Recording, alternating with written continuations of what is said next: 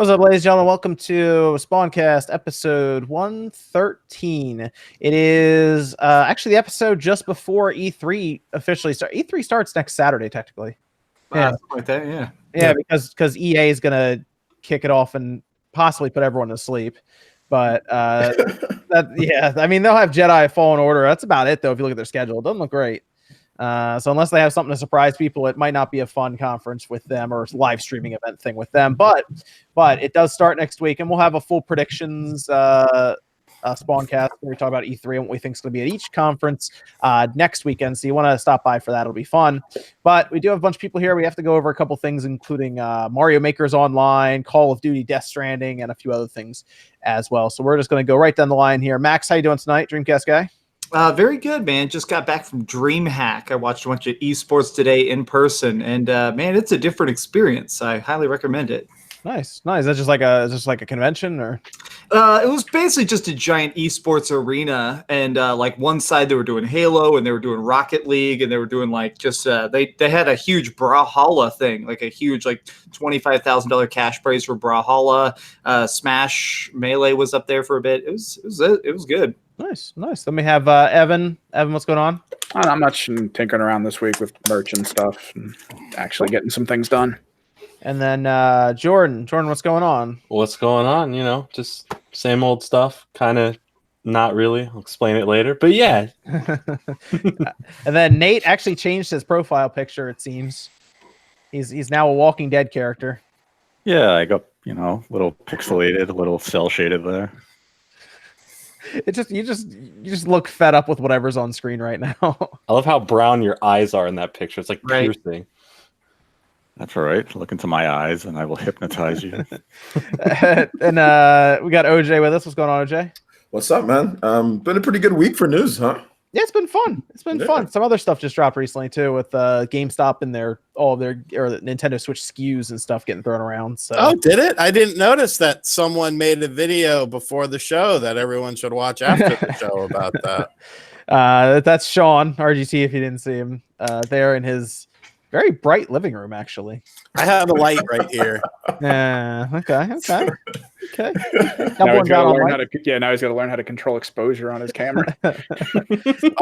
I'm using the computer camera because the webcam has been acting up. I need to get the nicer Logitech. The 920, Yeah. Yeah, those are actually go on sale quite a bit on Amazon. So they're so expensive. Before. Yeah, they're not really expensive to begin with. Like $100 or some shit. I think it's like 80 right now for about this quality because that's what this is. Yeah, like this is a 920 I'm using now. So yeah, 920. Those are usually like 50, 60. Yeah, they drop in price. The 930 usually comes down quite a bit. I have that on my other setup, and that one is like full HD. I think this one does 720. Yeah, this one 920. The 920 does. This one does 1080. It does 1080. Yeah. Oh, it does. Okay. Mm-hmm. Well, I don't know anything. I just get a webcam. Well, I have three of them, so it seems like. Oh, okay. Yeah, so that's the only one I've been using. It seems like they never really update them too much in terms of the camera. I think it's because a lot of businesses usually buy them and use them. I mean, I bought mine like 4 years ago, and I think it's the exact same one y'all have right now, the Logitech C920. Yeah, I bought mine 4 years ago too, and then I bought a new one that was the same one that I bought 4 years ago. So it's like pretty much the same thing. Yeah. I'm surprised you didn't have one of those yet, Sean. I had a cheaper one. Okay.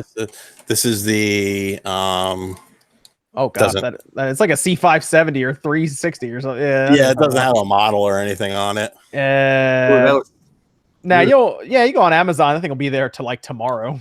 Hey, congrats, Spawn, for 300,000 subs. Oh, thank you. Yeah, that actually happened like an hour ago. Thank you. Thank you. That's big. Yeah, only if true though. Only if true. I think it's true. I just checked. Looks true. It's big. Okay. Yes. Is the 920 or 922 better?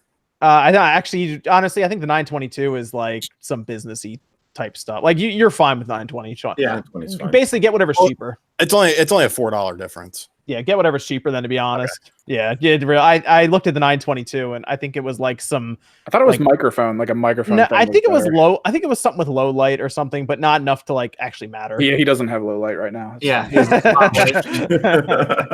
Yes. Okay, yeah. So is it on Prime? Yeah, it was like $70. Is that coming with your Pro controller or no? Oh, he did. Okay. Everybody just saw this, right? He just bought a webcam and not a Pro controller. Okay, what's gonna get me more use, the webcam or the Pro controller? Pro controller. I need a webcam for business. Once you have one, you use it for everything. But use the webcam like once a week for the podcast, right? I do 2 podcasts. I do one on Sunday with stupid Jason. Okay, so you'll use it twice a week, whereas you could use the Pro controller every day, Sean. Yeah, but I got the little dog face one. That works fine. All right, before we go down this rabbit hole, we should probably get into some of the topics. Well, why don't we go over what everyone's been playing this week? What you guys been up to? Code Vein. What's been it? I didn't play that yet. Code Vein, yeah. That looks good. It impressed the hell out of me. It's fudging good, isn't it, Dreamcast guy? It's so good. Like Yeah. I thought it would just be anime Dark Souls. I love the way it tells story. Like that. Oh my god, that whole like walking around in a cutscene thing was so cool. Yeah. Wait, that game finally came out? No, it's a network test. It's a okay. I was like, I didn't hear anything about it. yeah. You had to sign up for it, and then they'll send you a code in the mail, or in your email. So I played I played like 3 or 4 hours. I've recorded a lot of it. Uploaded the first gameplay today. Oh, it's super good, man. I thought it was just going to be a straight like, oh man, this is just going to be like a crappier Dark Souls, but it actually does a lot of things. It has the good and the bad of Dark Souls, but it also involves the formula too in terms of what you can do. You can switch your roles on the fly while you're fighting against a boss, which is absolutely awesome. It also has like that Fire Emblem feel to it as well, because like, in Fire Emblem, when you get like a skill or there's a class, you could actually learn skills from that class. Then you can switch classes and then keep those skills. You can do the same thing with this one here, but there's certain stat requirements that you have to have. So it's really cool. Like if you're in the middle of the boss, you want to switch to a caster or to a ranger, or you get another one after you beat a boss. Kind of like a Mega Man type of deal too, because after you beat a boss, you get their blood vein or their blood code or whatever the case is, and you have access to different skills. It's freaking amazing. Absolutely. I like it a lot more than Dark Souls, but and again, it's anime Souls, so so that's me.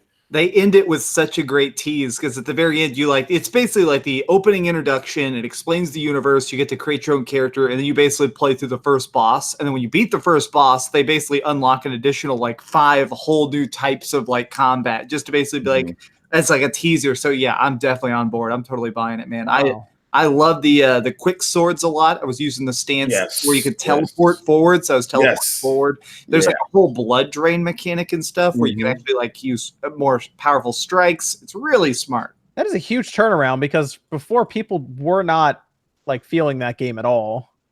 No, the combat was a bit clunky from what I heard other people saying. They didn't have all the mechanics fleshed out. But I mean, make no mistake, this is a clone of Dark Souls. Oh yeah. It like copies so much. I mean, Bandai Namco did publish, Dark Souls 3, I think, right? Or did they do the second one too? But I know they did the third one. So maybe they're like, hey, let's make our own Dark Souls, Well, like the fact that you drop your haze, and your haze is like a giant blood drop. It looks just like souls. It's like, I couldn't even remember the name of it when I was trying to talk about it on my live stream today. I was like, you drop souls, or people, but it's called haze. Yeah, that's what, it's like the same thing. Like if you die, you have to go back to that spot and collect it. So it has like all of that in there too. Like if you go, there's like, instead of like a bonfire, it's a mistle. Is that what it's called? Yeah. Mistle or something like that. So yeah, it's like it, but it does things in so much different ways in terms of like the storytelling is one of the main things that's different in the game. Okay. Do we know when that's coming out still, or no? It's 2019. When you beat the demo, it has like a big coming 2019. So it seems pretty polished. It seems like it's probably pretty ready to go. And especially if they're doing a network test, I would expect in the next 3 months. Wow, it's good to hear. How long ago do we see it? 2 years ago, right? Wasn't it revealed 2 years ago or a year ago? I thought it was supposed to come out 2018. Yeah. So it might have been revealed that year, and then they had it, and then they just said, "Oh no, it's not ready." I feel like it's been since like 2017. Like they announced I think maybe they talked about it in 2017, but we didn't really see it gameplay until 2018 for sure. And now we're playing it in 2019. Okay. Interesting. I also played Plague Tale Innocence finally. Nice. Plague Tale Innocence a little bit, and yeah, that's really good. It's Yeah, it was.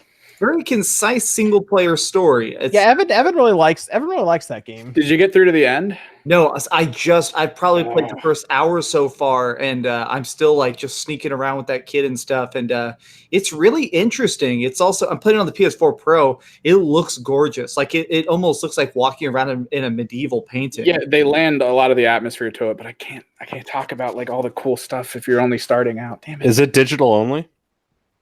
Or is there a physical for it? I think it's digital only. I'll be honest, I was sent a code. I have no idea. Okay. I was gonna say I don't think I saw it at GameStop. I looked at the section of new games real quick, just to see. I don't remember seeing it there. You're trying like, is there anything I can buy before y'all close down? Yeah. Oh man, that place is in trouble. I did, Max. I did finish Rage 2.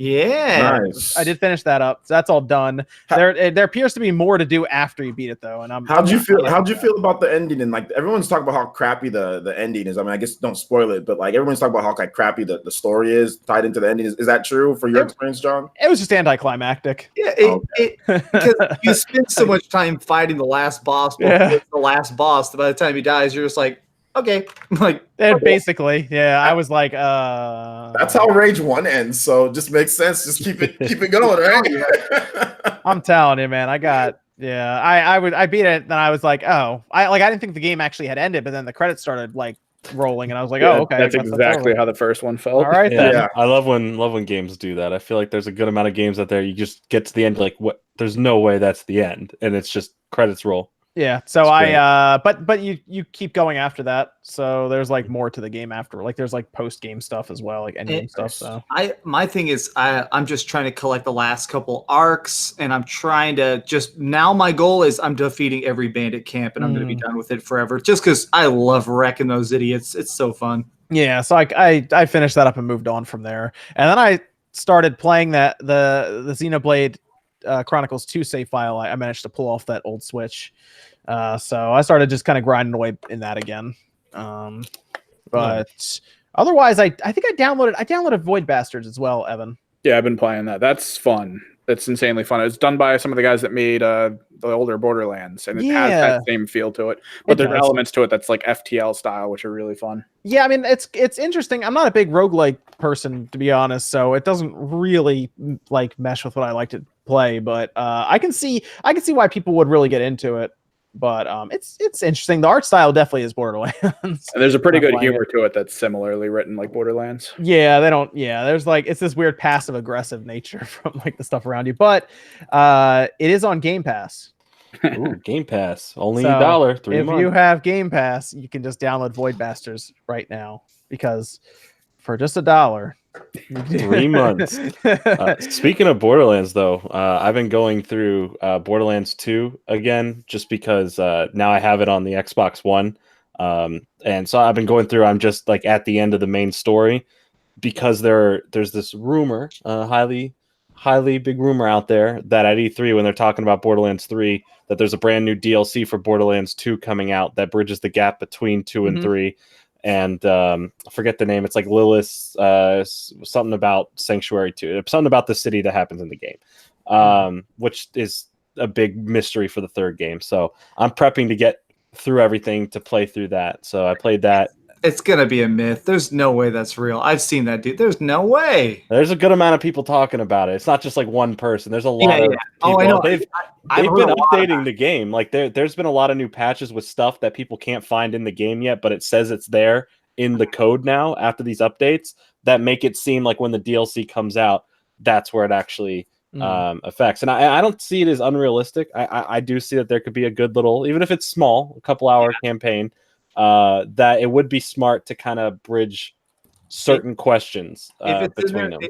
My theory is if it's real, it's going to be one quest line that's like 30 minutes and a cutscene. Honestly, just because even if it's like a headhunter pack, which those weren't too long. Those were like their smaller DLCs where you get a small new area, one little mini boss to fight new raid boss, and then a couple things to do. So if it is anything, I feel like if they put any time to it, it'd probably be a Headhunter. You know what's great? You know what's great about you, Jordan, when you talk about Borderlands? You never bring up Randy Pitchford when you talk about Borderlands. I'm trying not to anymore. It's good because he. You know what? I'm not even gonna bring it up, but him on Twitter again, literally after last week, I was like, "Well, the cat torture this time?" Yeah, yeah. What was it? Was on your podcast, or was that a week ago? I said like, "Oh yeah, he hasn't been tweeting. Everything's good." And then the next, right after I said that, he tweets out the cat thing. I can't remember when that was. I was talking with someone this week, and then that comes out right after I said, "Oh yeah, he's been quiet." So good job, my dude. I told you somebody to screen his tweets for him and help him out. He just needs to not. Just don't. Yeah, just in general. Just in general. There's a joke thing I've seen that some YouTubers have, like a big sign that says "Don't tweet." They need to put that in his office, like just don't tweet. Yeah, I've also been playing. Well, I completed and went through completely again because this is the 10-year anniversary of Batman: Arkham Asylum. So I went through that again. It's for a video on the other channel I'm doing with Tyler. It comes out tomorrow. So playing through that game again, I played the enhanced version. It's on Game Pass, and it's still as great 10 years later as it was 10 years ago. Such a good game. It's actually, out of all of them, I love Asylum the most because I don't feel like there's this huge, massive there's everywhere. So too much to do. At this game, it's here's a really good story that takes place over one night in a condensed area with a good amount of villains. Just a dope game, and it revolutionized fighting combat for that era. Everything wanted to copy the whole counter and strike system. It's a great game. I love it, and I'll probably play through City again soon. Maybe that one just for fun, so I don't have to just play it all in a week to make a video. They might as well just port those games to the Switch, get a couple extra sales out of it. I think they should. It's a good game. Well. I think they could do it. It doesn't seem like it'd be too hard to do it. Yeah, it's probably a bunch of sales in that platform too if they moved it over. Oh yeah. Sean, what about you? What have you been playing, man? Same shit as last week, but it's cool because I wasn't on last week. I played a lot of Assassin's Creed 3. I don't know why people hate that game. That will really just never make sense to me because I think it's fantastic. You didn't play the Wii U version. Sorry.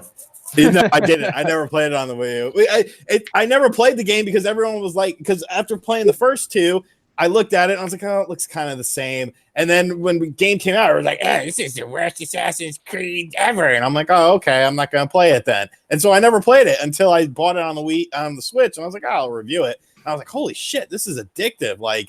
So good. I've been playing a lot of Team Sonic Racing. I don't really know why, but I don't know. It's just simple and fun. So, that's cool.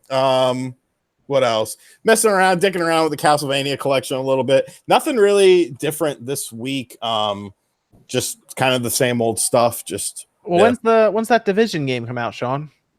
It's already out in Japan. When's it come out here in the US? Is that next week? I have no idea. It's Impact Game Station uploaded another video of it. And there's a dude just walking on sunshine because there's not a platform underneath him. It's really weird. It looks like another game I'm gonna have to make fun of, like I did with Modern Combat. No, I think this is on another level. If you don't sing a cover of Walking on Sunshine for that bit, I almost did it. Yeah. I'm gonna have to. I'll have to get that game and check it out. What about Nate? You always play a bunch of weird games. Nate, what do you got? Yeah, this week had a weird one. Saw on Twitter. Yeah, Kododama. I watched the video. It was interesting. Yeah, I mean, it's a visual novel. You go to high school as a new student and you meet a bunch of friends. And then for some reason you have a skill called Kododama and you get secrets out of people. But to do this, you have to play a match 3 game where you invade the people's minds. And as you match through things, for some reason, it removes their clothing. Oh, no. And so the girls go from their full uniforms to an unbuttoned shirt without their skirt all of a sudden to a nightgown to lingerie. Now, if it's a male student, he goes from his uniform to showing off his abs to wearing shorts to his boxers. That bulge? And a bulge. So as far as I can tell, the whole game is that you basically mind fuck somebody until they give you answers. But then you can go back to your dorm room and it's called fantasize mode, where you play the match 3 game and you can unlock different types of underwear where you will see the girls or the guy at the end if you're successful. And if you make them happy, you can tickle them to get extra moves. Whoa. How much does this game cost, Nate? I don't know. Was this on a bet or a dare? Like What's it called? Kododama, the 7 Mysteries of Fukushima. Oh, by the way, Sean, that bullet battle game comes out on the 6th. God, that's terrifying. Yeah. People are. How much is it? Do you know? I think it said it was $20. Oh, 15 or 20, I think. I just closed it out. I just wanted to see when it came out. Oh my god! You talking about that, Nate? We're gonna get demonetized. My video. The game's rated T. What? YouTube flags my video as not for anyone under the age of 18. It's rated T. How did it really? Where's your rant video on this? There's nothing really suggestive. I mean, yeah, it's suggestive in the sense that the girls are moaning, and I mean, the guys and the girls are having orgasms as you're matching things. But I mean, it's a part of life. It's part of life. Literally. It's the high school thing that breaks that barrier. That's where stuff usually gets going, is high school. I mean, it's a very, I guess, Japanese game. I mean, if she's 18 and in high school, is there a lot of tickling in Japan that I don't know about? You can tickle with a feather, or you can take ice cubes to her. Okay, wow. But you just hit A and it just like does and she either gets mad at you and like blocks out moves, or she giggles. She blocks out moves. Try to hit her with an ice cube. She's like, no. I have 13 minutes of video. I'll say you see me. Bust out the taser. You see me. You come at me with the ice I can't cube, even man. link it in the chat because you have to be 18 to watch the video. You seem to be quite. I would say you seem to be quite familiar with that game, Nate. It must have. Yeah, right. It must have captured your attention pretty well. No, you go for the whole endings or something. I played it for like 25 minutes and I said, what the hell is this? That's your favorite game. Stop it. That's your favorite game and you know it. Yeah, your wife walked in. No, I held down the button to skip all the dialogue. I was like, when do I actually play the game? Take me right to the action. I was like, what is going on here? And then to the fucking. I was like, okay. So I'm like, so this game's kind of sexist. It's like you just do this to girls, and all of a sudden the guy's like, hey. I was like, okay, now it's equal. What else did you play? What else did you play, Nate? I think that was the only weird ass game this week. See, I knew it. He okay. You spent all your time with that. I played other things for enjoyment, like Smash Brothers. Oh, okay, there you go. Resident Evil 4 and stuff, but Kododama just fits. You didn't play Kododama for enjoyment? Jeez. Yep. He played it. Nobody can play this game for enjoyment. I will. Live on stream. Yeah, baby. You can't stream this. You have to go to like D-Live for that. I'm gonna stream it. I'm gonna play it. If you stream it, somehow they won't even take your video down. Maybe it's because I just did fantasize mode. I should have actually shown the story mode. I don't like the name of that.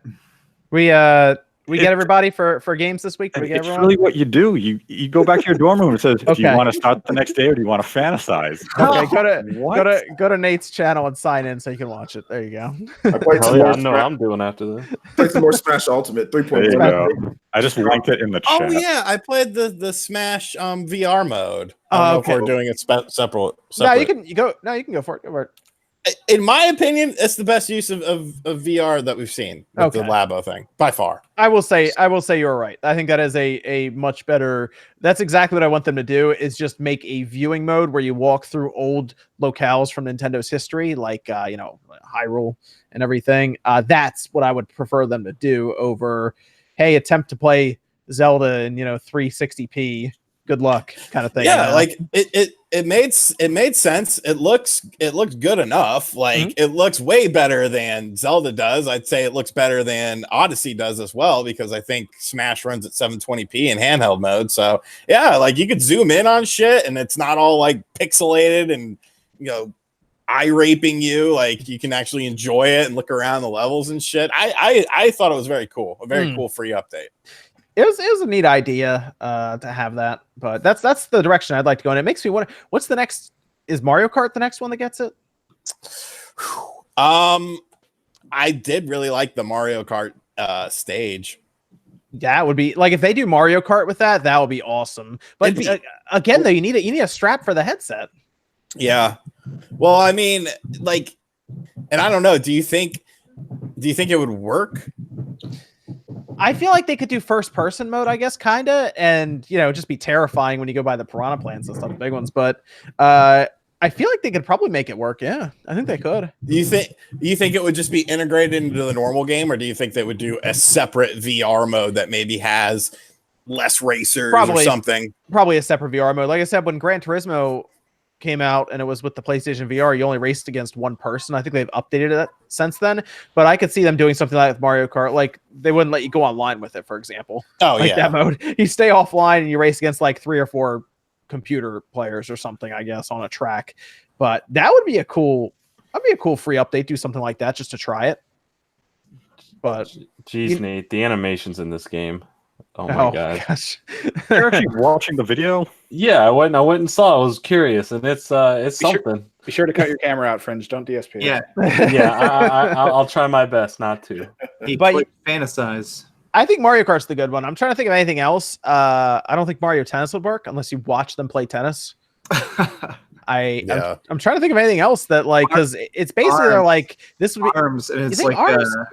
I'd totally do that. That's probably the only game I'd totally play. But I'm trying to. It has to be like a game that you have to be able to hold against your face and actually control the whole time. That's the problem. Smash Bros works well because you just kind of watch them fight and you just spectate. They could do something like it'd be fucking bizarre, but put it in Splatoon 2, and where you look is where you shoot. Oh my god! You see what I'm saying? And like you walk with the analog stick. You walk with the analog stick, and then you look around, and where you look is where you shoot. They would call it barf mode. Like everybody would call that barf mode. I have to say, Sean, if you're impressed with this VR, I think you would actually be like blown away by like actual VR. But actual VR costs money, and this cost me $40. I mean, you gotta add the Switch in too. No, you don't. Yeah, because by that logic, then let's talk about PSVR. Well, you got to add the $400 PlayStation 4 into it too. You do because it needs it to run. But the Oculus Quest, doesn't need to have anything else added in because it runs by itself. But that's $500 or $400 for the 64 gig model, man. Nobody has the 64 gig. Okay, so it's $500. So it's a bit more than the Switch, but it has the screens and everything are much better and everything. I'm actually just curious on your take, Sean, on like I guess more capable VR is what I'm saying. I'd just be curious on your take because I know Izzy got it. I couldn't find it near me at all, and he seems to love it. But I'd just be curious to see how you would feel about like a higher quality or higher grade VR experience. I think the thing with me in VR is I'm more about experiences than playing games with it. So something like the look around where you're the Smash levels, like that's cool. This cost me $40. I'm looking around a Smash level. Like I would probably use it for things like watching movies or watching television or something like that. I think you would like Beat Saber, and I think you would like Super Hot. Because that's like where when you move, time will move, and then when you stop, it stops. But that's where you can see like the bullet trails and everything, and you're shooting stuff in front of you, and that's actually a really cool game. And also what you'd be able to try out if you get a real VR headset is pornography. There's just a lot of really interesting experience. I'm just being. I think that's the theme for tonight's show. I didn't even think of that, and that's really VR porn is a huge benefit. Max open doors for RGT. Sean just opened Amazon real quick. All right. Still won't buy a Pro controller. I would be curious your take on that, Sean, if you ever and I'm not even talking about PlayStation VR. I'm talking about more capable headsets than that even. I still want that Steam VR headset. I'm talking even that though. I mean, I'm talking about like that Oculus Quest for you, Sean, because you don't have to set up a PC for it. It's all included, like it's all in one. Like that seems like the headset that would be good for you. So not the Rift? No, well, no, I'd get the Quest. The Rift S, you need to make sure you have a decent computer built and everything for it as well. Yeah, so that's what I mean the Quest, because remember I got that Oculus Go and you seemed pretty interested in it when I picked it up. Yes, I remember that. So I think that was a standalone thing, wasn't it? Yep. Why can't I buy that? It's only $200. It's not as capable as the Quest. The Quest, like you're not going to play like Super Hot or anything on the go. Probably not going to play that shit anyways. But I think you'd like that game. I think you'd like that game a lot, actually. Super Hot's amazing. Yeah, Super Hot's an awesome game. Yeah. Super Hot. I would, and then of course, if you did end up with a PlayStation VR instead, which I guess you already have a PlayStation, so that might be the best route for you. Get Wipeout. Oh no, that makes me look nauseous. I still need to get that. It's not as bad as you think. It really isn't. It's something you can get through pretty easily. Or Gran Turismo. Gran Turismo's fun too. It might freak you out at first though, because it kind of drops you in and it looks like you're actually in a car. Like you're inside of it. It kind of freaks you out for a minute. So is that everything we've been playing this week though? We good on all that? The better mode in Super Smash Brothers, which is the update, which updated the characters, not the stupid Labo. But I did chop the Labo though. Did you build your VR headset yet? I did. Oh, okay. Took too damn long. Took too long. Yeah. There was a nice patch where they updated the characters and stuff like that. So a lot of characters that were really good got nerfed. So that was good. Pichu. You can finally hit Pichu now, so that's good.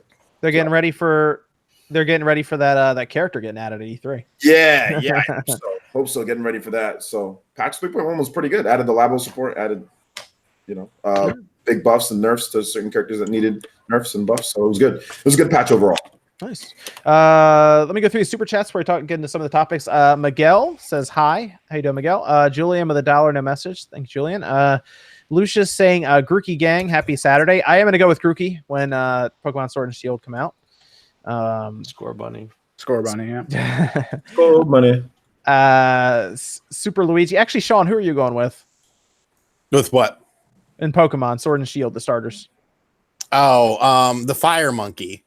That's not a fire monkey. It's a fire bunny. Oh, yeah. The fire buddy, the fire type. If you're going with the monkey, it's the grass monkey. That's what I'm going with. No, fire type. All right. I see you There's guys. a fire monkey though. But that was Diamond and Pearl. That was everyone downplaying my guy Grookey over here, man. No, Grookey's fine, but I'm always fire. There's a high chance by the end I won't even be using Score Bunny anymore. It's all right. That's all right. Nope, it's fine. It's fine. Super Luigi with $1 no message. Thank you, Super Luigi. Abaddon Smith says congrats on 300K. Thanks, Abaddon. Make sure you guys check him out on his channel over there. Wishbone says Beetle Adventure Racing, Time Attack, and Arena stages somehow using N64 online PC mod and using N64 gamepads that the whole SpawnCast should use.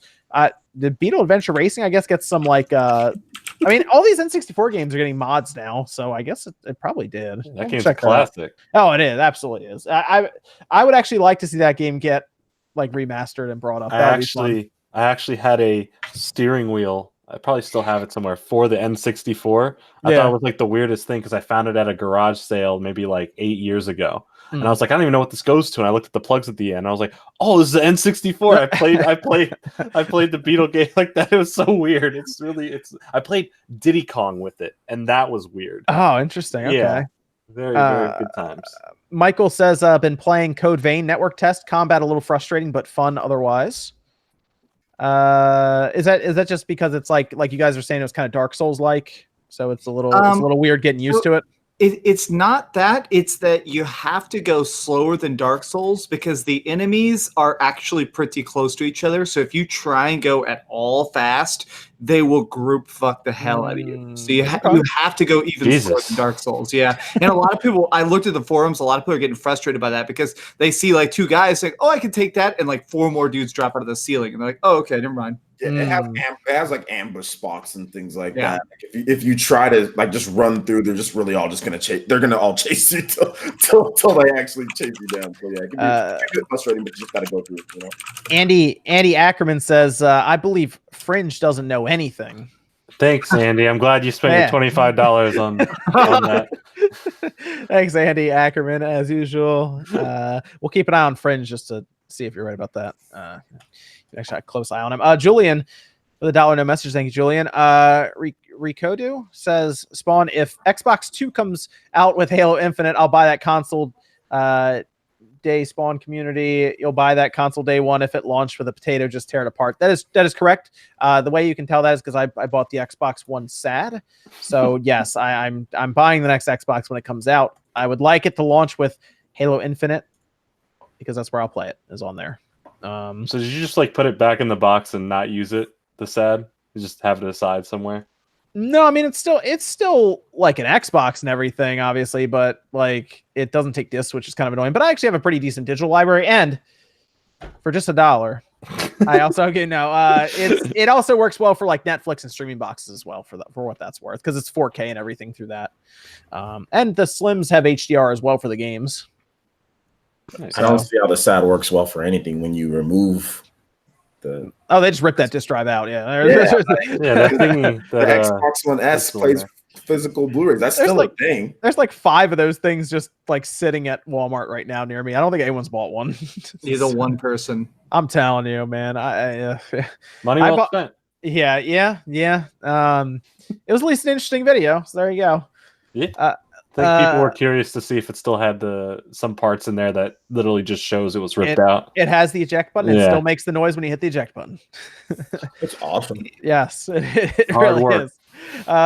Super Andrew 64 says, congrats Spawn on 300K, the best gaming news channel around, and your reviews and teardowns are the best as well. Best of luck for the future. Thanks, Super Andrew 64. Yeah, having some fun with some of the teardowns. I got a PS4 that I got from GameStop, a refurbished one that I'm gonna check out, so that'll be fun. Liquidly says, is Cuphead getting a physical release or not? I thought the word was that it is getting one on the Xbox and the Switch in a few months, I think. Yeah, it is. Yes. Yeah. Yep. There you go. We don't really know when yet, but hey, maybe they'll announce at E3. Physical, like a cart? Yep. Or like, Yeah. okay. Well, they've already done the box digital code physical for the Xbox One. Yeah, that's why I was just nervous they're going to do that for the Switch. Riku Key 2 says pre-3 starts next week for Pokemon on the 5th, followed by Nintendo World Championships on Saturday, followed by EA Play with a snore. Yeah. Are you guys ready? Yes, it's exciting. We also have like a Google Stadia thing this week coming up as well that's going to show off games that are not just for Stadia, by the way. I know people don't like Stadia, but it's not just for Stadia. There will be games that will be on consoles and PC as well. So they seem pretty confident in whatever they're going to show. Have you seen them on Twitter? Like they're responding to people like, "Hey, get ready! Like this is about to go down." Like this is pretty confident. Yeah, well, they're gonna reveal the price, right? They're gonna reveal the price and the. Well, one of those is going to be Baldur's Gate 3. Mm-hmm. So there you go. I'm just saying, who else was really confident? Fire Festival. They really thought that they were going to be awesome. Well, that's fake it till you make it. This is Google. I'll give them a little more credit. Really?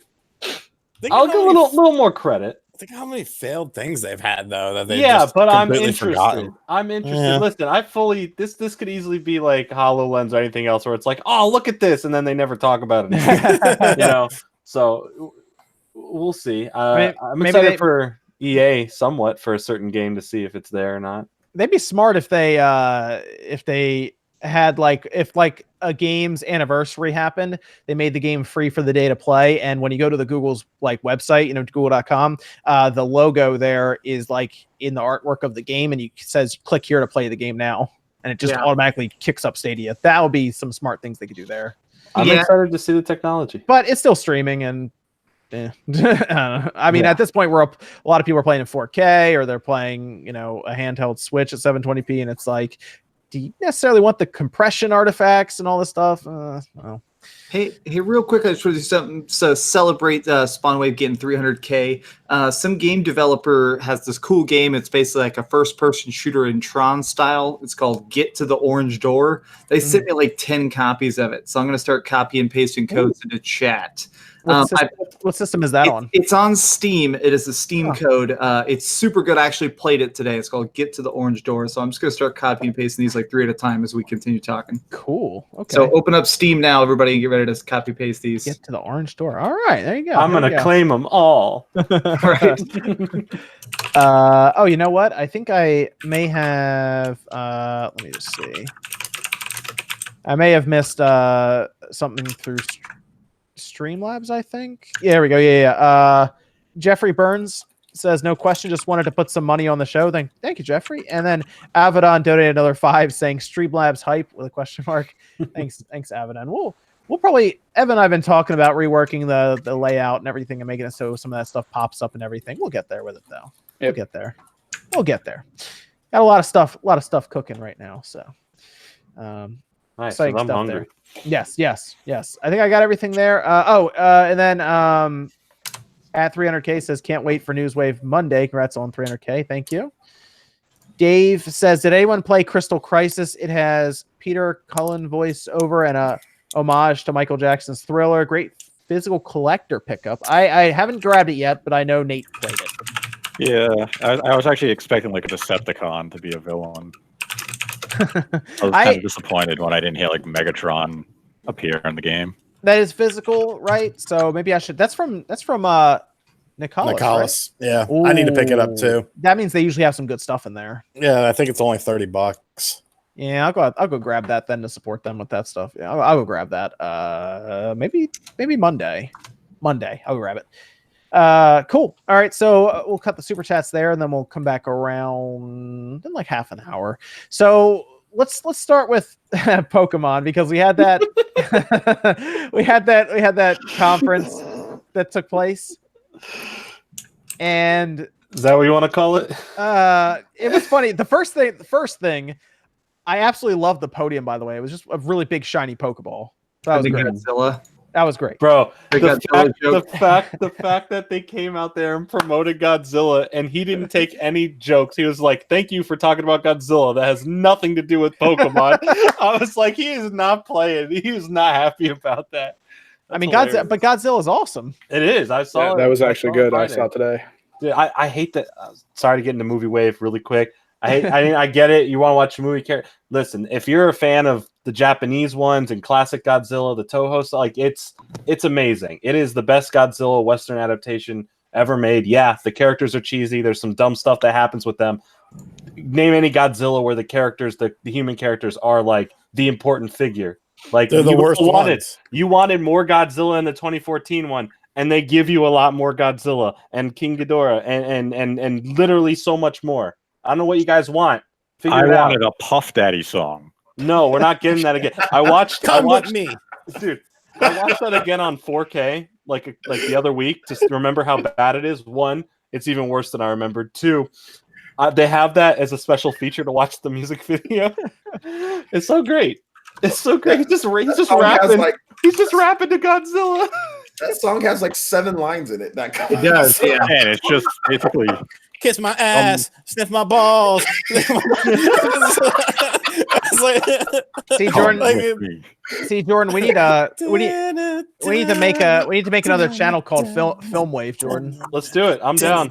We could talk about Cobra Kai on there. Oh, right. Dude, we need a whole Cobra Kai. Like we need every time there's a new episode. Well, like we should do like a review for each. There you episode. go. We could do like something with My Hero Academia. Yeah, that's where you can move all the Dragon Ball shows over. Yeah. Bro, that would be fun. Down. I'll talk My Hero. Let's do a Naruto retrospective. There you go. Completely down with that. There you go. Dude, Film Wave is happening. Film Wave, yes. Coming soon. Get ready. That'd be fun. We'll look into that. But the Pokemon conference, they introduced Pokemon Sleep, and I looked at that and I said, "Well, that's their quality of life program, right?" Is basically what that is. That they worked on before. So it's interesting that they found a place to put it. But the idea is that they're going to take a little Pokeball sensor thing and you put it on your bed, and then it tracks you moving around with an accelerometer. I'm curious how it would track like a spouse or somebody else that's in the bed, but apparently it will track you, and then when you wake up, something will happen to your Pokemon. I guess it levels or progress is made in some way, and it's creative, I guess. It's very weird. They're gonna sell this information to insurance companies. I guarantee. I refuse to do this. I mean, people have Fitbits and stuff, right? That tracks your sleep too. And Fitbits are definitely selling your information. like a Galaxy Gear that tracks you. Apple Watch tracks your sleep. Like all this stuff already does it. You know, all those things I don't own and will never own. Evan says we have a fair bit of Pokemon questions. Evan, so if you want to go ahead and grab one now while we're getting into the topic, you can throw that in real quick. Yeah, I mean, got a good bit of them specifically for Pokemon Sleep. It's very basic. What were they smoking when they made it? That kind of thing. Okay. Like, well, I mean, you've seen some of the Pokemon designs, right? And but like, what's beyond it just being the quality of life? I guess, like, what's your take? Like, why would they care that much about that? The benefits, in my opinion, are to help the younger generation in terms of like how Pokemon Go got people active and on the go and to do more things outside. This is supposed to teach healthy sleep patterns, especially in an age now, especially for us who do content online, our sleep schedules are all over the place. Sometimes we don't sleep. Sometimes we only get a little bit of sleep. And for someone like me, like this app ain't gonna work because I don't sleep that much anyway. What was your longest editing run? You said it was like 36. No, I got to 50. I got to 50 something. 50 hours. 50 something.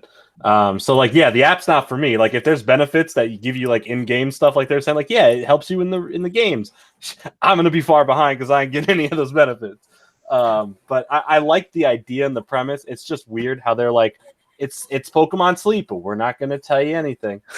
I think Sean you just laughed at it, didn't you, Sean? When it popped up, you're like, "What?" Oh yeah, I didn't watch that conference because I figure I'm not the biggest Pokemon fan in the world. Like the mainline games, the shit that comes out on consoles, that interests me. The side stuff, I don't really get down with that. But yeah, Pokemon Sleep, I was like, all right, it's something. It's something. You kind of, you were like, I think people just didn't know how to react to it. Like, they didn't know what to do. They were just like, what? Okay. It was just Pokemon, look at all this mobile stuff we're having. Like, because Pokemon Go made sense. Like, we were all like, okay, you're going to go out, you're going to catch Pokemon, you're going to walk around and hatch eggs or whatnot. Like, that makes sense. But like Pokemon Sleep, we don't even know how you make progress. Do you have to sleep longer? Do you have to sleep like in like a deep sleep longer? Because it should track you on that.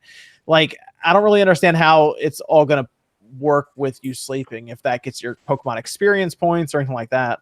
See, I made a video on Twitter making fun of the fact that next they're probably going to introduce like Pokemon Gains, where you get experience points for going to the gym, and Pokemon Eat, where you actually have a meal tracking thing where Pikachu's like, "Did you eat 3 hot dogs again?" Well, they just trademarked Pokegenic apparently. Oh, God. Oh, great. They're going to take my DNA. I swear to God, they're going to take my DNA. I don't even know what to make of that. Pokegenic. Is that for like my tweet was legit? I made a tweet that's saying they're actually made as a joke. They're making real Pokemon. Is that for like? Is that like hygiene or? No, they're just making real Pokemon now. Like, if you like, is it for like kids? So like, should make one for hygiene. That way, when you go to E3 and all these conferences, people won't smell. That would actually be great. Like, remember to shower every day. Did you put deodorant on today? Yeah, I thought you were gonna you have to aim the camera at yourself as you're putting on deodorant. Oh God, no, dude! That dances. Bro, that goes. I will say it would actually be if it was like built into like a toothbrush or something, and like the kids actually got something for brushing their teeth. That would actually be good, aimed towards kids. That would actually be a good thing, I think. So you like brush your teeth with Squirtle? I mean, they probably. I mean, let's be real. They'll have all kinds of themed toothbrush and stuff. You can already buy Pokemon. Oh my God! Now I'm just imagining this market getting even bigger. Lick-a-tongue is extra like products. Paper. I mean, what they're trying. Think about what they're doing with that. Then they're moving into necessities outside of like entertainment. No, this goes into everything. Pokemon wants think about to be everything. But think about that. Then you're moving into like toothbrushes and all kinds of stuff outside of like a video game. Like, video games obviously are generally entertainment's the first thing people cut if they have to cut out some of their budget. But like, people will still buy toothbrushes and stuff, so you never know. That's interesting. It's interesting that they could be going that route. But Pokemon Sleep, all right. Pokemon Home also announced. Pokemon Home appears to be, I guess, the next step of Pokebank, essentially. Yeah, it's like a much bigger Pokebank because it has all the games, and that was probably one of the best announcements was Pokemon Home. Yeah, so that seems really big, actually. Yeah, because they showed them trading from their phone and everything too. So that seems like a big deal then to have that going on, because it'll save all your Pokemon going forward. So it's a way to transfer too from like Pokemon Go to like the Pokemon Let's Go games to your regular game. People were asking, well, how are we going to be able to do that? This is the solution for that. So, yes. Didn't it show a bunch of the older games like DS and stuff? Am I mistaken? I thought it showed like some of the older gens, or is it just pretty much current stuff? It showed the 3DS. Yeah, to. You can't send back to it from the other games. It looked like maybe with. No, I think it's just all coming forward. So that means like even Pokemon Yellow, Red, and Blue, Gold and Silver, and Crystal, which are all in the eShop. I feel that's what it means with 3DS. So basically, every past game is going to come from there and be able to move over. That is what I would hope. I would love to be able to like take my freaking Pikachu from Pokemon Yellow and bring him over. That'd be so cool. Well, it looks like you can. Yeah, that'd be interesting. Yes, that's a good way to kind of future-proof what they're doing. Then go mobile with that. Detective Pikachu is getting a game for the Switch. Very cool. I didn't weren't specific on if it was new. or not? No, they said it's a follow-up, it's a sequel. Okay, that's what the wording seemed like, but it didn't like. Did they say sequel? I thought they said that they were gonna go beyond the ending, so we don't know if this is gonna be like 1.5. They did a press release. Okay. They need to make a sequel so they can make a story for the second movie. Right. Yeah. It's definitely going to be it's going to be the continuation because it ends on a cliffhanger, the first game. So it's definitely going to be this is going to be the next game in the series. Pikachu going, I can't solve the case, and he gets a gun out of the drawer and goes. That got dark. Pokemon took a big turn. Pokemon Suicide Watch. All right. Sean, are you watching wrestling right now? Yeah. Okay. I was gonna say I see people tweeting about it. He's just staring into his light. And I was like, I keep saying, Sean, you just gotta go make a wrestling channel, man. I've been thinking about it. You should. I'll join you on there, and you can explain stuff to me. Okay. We'll try it out to have a live wrestling match. It'll be great. No, you should call it Wrestling for Dummies. Then you explain everything. There's that show Going in Raw that's like all sorts of it's like a wrestling podcast. It's like I like that name. That's a really good name. The hosts are Steven Larson. Oh, from Machinima. Yeah, they worked at Machinima and they went and did that, and they for what it looks like, they're always hungry for guests. I guarantee you, if you talk to them, they would be like, "Please come on." Yeah, Sean, I'll go make a channel with you for wrestling. We can do that, dude. This is the expansion year. We can get. I'm telling you, we're getting Film Wave. We're getting Wrestle Wave. Wrestle Wave. What's next? Oh, we're gonna get Food Wave, and it's gonna be a cooking channel. Look, I just want Gym Wave. Okay. Ooh, Gym Wave. That's a 2020 expansion. You're getting ahead of yourself. And then we also had Pokemon Masters, which is actually that DNA game, and it looks. I feel like I need to see a little more about that one, to be honest. It looks like you're fighting against all the different trainers and gym leaders in like Pokemon's history, but they showed a little bit of the gameplay, and I don't know on that. It looked like you were like kind of just like tapping the Pokemon and they were like attacking. It's like a 3-on-3 type of battle. It looked. I mean, graphically, it looked good. Oh, Looked a lot better than Pokemon Quest. I'll tell you that. And you don't have to go outside. So it's already right now looking better than Pokemon. I don't gotta go outside. Pokemon Go. I mean, this is me though. I don't gotta go outside. I don't have to go outside and go to this place to go catch Pokemon. Like I said, it's dangerous where I live to go outside as a brother. Like looking around, that's not a good idea. So I'm good. I'm just saying. It's the only one that's interested me out of anything because it looked more like my way, like of something I'd be wanting to play, but I probably won't. I'm not really playing any of the mobile games, so that's just me. But look at all these ones in the chat for Film Wave. That's crazy. It's one person. I know, it's just Batman Beyond. Batman wants it. And he gets that for a little while. Oh my gosh. He was our supporter. Like... No. You can't, Evan, you cannot kill Film Wave this early. Dude, I plan on editing it. I wouldn't mind that. We're in. There you go. See? All right. It's all worked out. Oh, I'm sure the new season of My Hero is coming back. So there you go. We'll be doing that. Yeah, we could probably do something like that, Jordan, Evan. You do something like that. Yep. Stay tuned for further announcements. Cobra Kai will be back next season too. Next year. Oh yeah, we'll be covering that. Leading up to that, we should do a retrospect on the other 2 seasons. Yeah, if we have Catch time. Up. If we have time. No, I'm just kidding. Yeah, that'd be fun. That'd be fun. And then Sean, you start your wrestling stuff. I'll get in there with you on that. Do some wrestling. I'll get back into wrestling, Sean, if you make a channel. Well, I mean, it's getting better. I mean, WWE still sucks ass, but the AEW stuff is legit. And there you go. Actually, since we're on this, because you have a couple specific questions that came through Discord. Oh, there we go. All right. What was your match of the night from Double or Nothing? It's tough. I'm going to. It's very, very close. I'm going to say Cody versus Dustin was the match of the their night favorite as well, because it told the best story. It was in a sea of indie wrestling that has a lot of spots and spot fests and very athletic guys. This felt like a throwback to a more old school traditional match with storytelling and blood and stuff. And both of the dudes brought it. Close second, of course, Jericho versus Omega. Jericho's fucking nearly 50 years old and still is amazing in the ring. So, and then the aftermath of that. Okay. Very cool. Very cool. Is that when I should start with, Sean, to get back into wrestling? Yeah, they're actually getting a TV show starting this fall. It's going to be on TNT, a weekly live show. And it's actually good stuff. Like, how long do you think before the video game?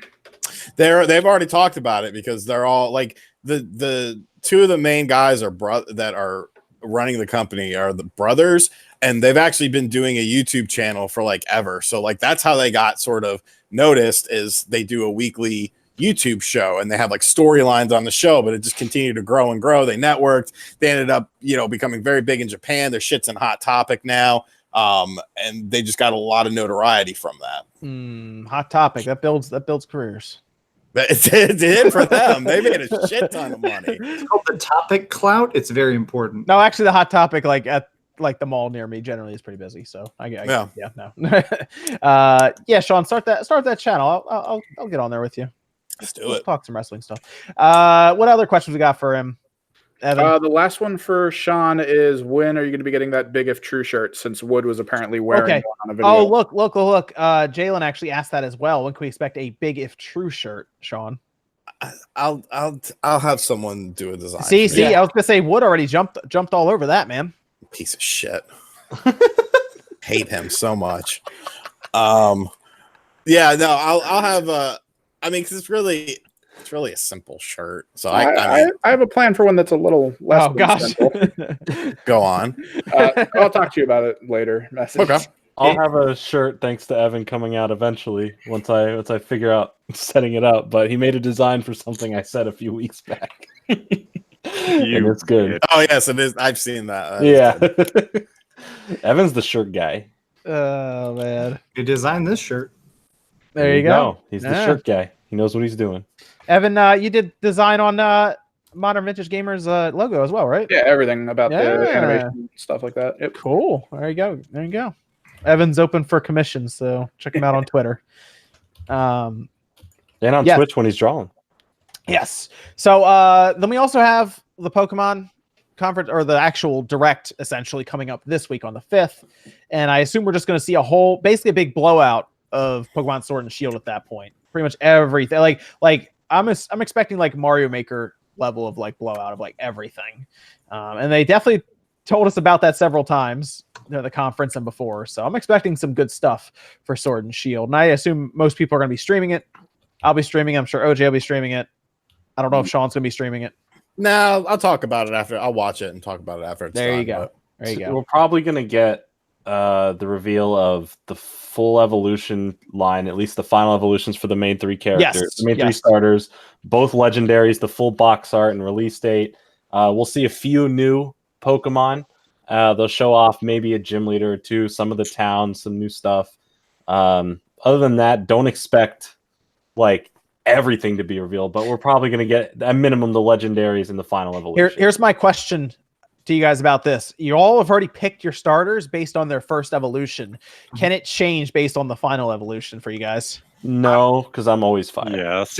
To me, I love Sobble, but if it turns out his third evolution is like a puddle that's a frowny face, I'm not. I think he gets happier as he gets like evolves. Like he goes from sad to like massive. Instead of giving him a water stone or something, you give him antidepressants and he evolves. I mean, I don't know. I think Sobble. I think he's gonna look pretty ridiculous in his final form. I think. I hope so. I think so. I'm just hoping they have a good selection of Ghost and Dark. That tends to be what I always go. Mm-hmm. Okay. It's gonna be interesting. But yeah, we'll find out a lot about that, I assume, on June 5th. It's exciting stuff. This week's going to be fun. There's going to be a lot of stuff happen this week, and then obviously next week. So exciting stuff over the next 14 days. It's like every day past week that there's a new thing. There's a new announcement or reveal. And then we're going to finish up with E3, and we're going to go straight into Mario Maker 2. Which is less exciting at the moment. Yeah. All right. So why don't we move over to that before I get back, go to some of the super chats that we had. So this is interesting because it kind of caught everyone off guard. It's not a good thing. It's a kind of a head scratcher. Super Mario Maker 2 had their big event, a lot of stuff. Great looking game right now. Looks awesome, right? And what the hell was that? We're getting overran. Nah, it's easy. It's fine. It's a lot of spam. and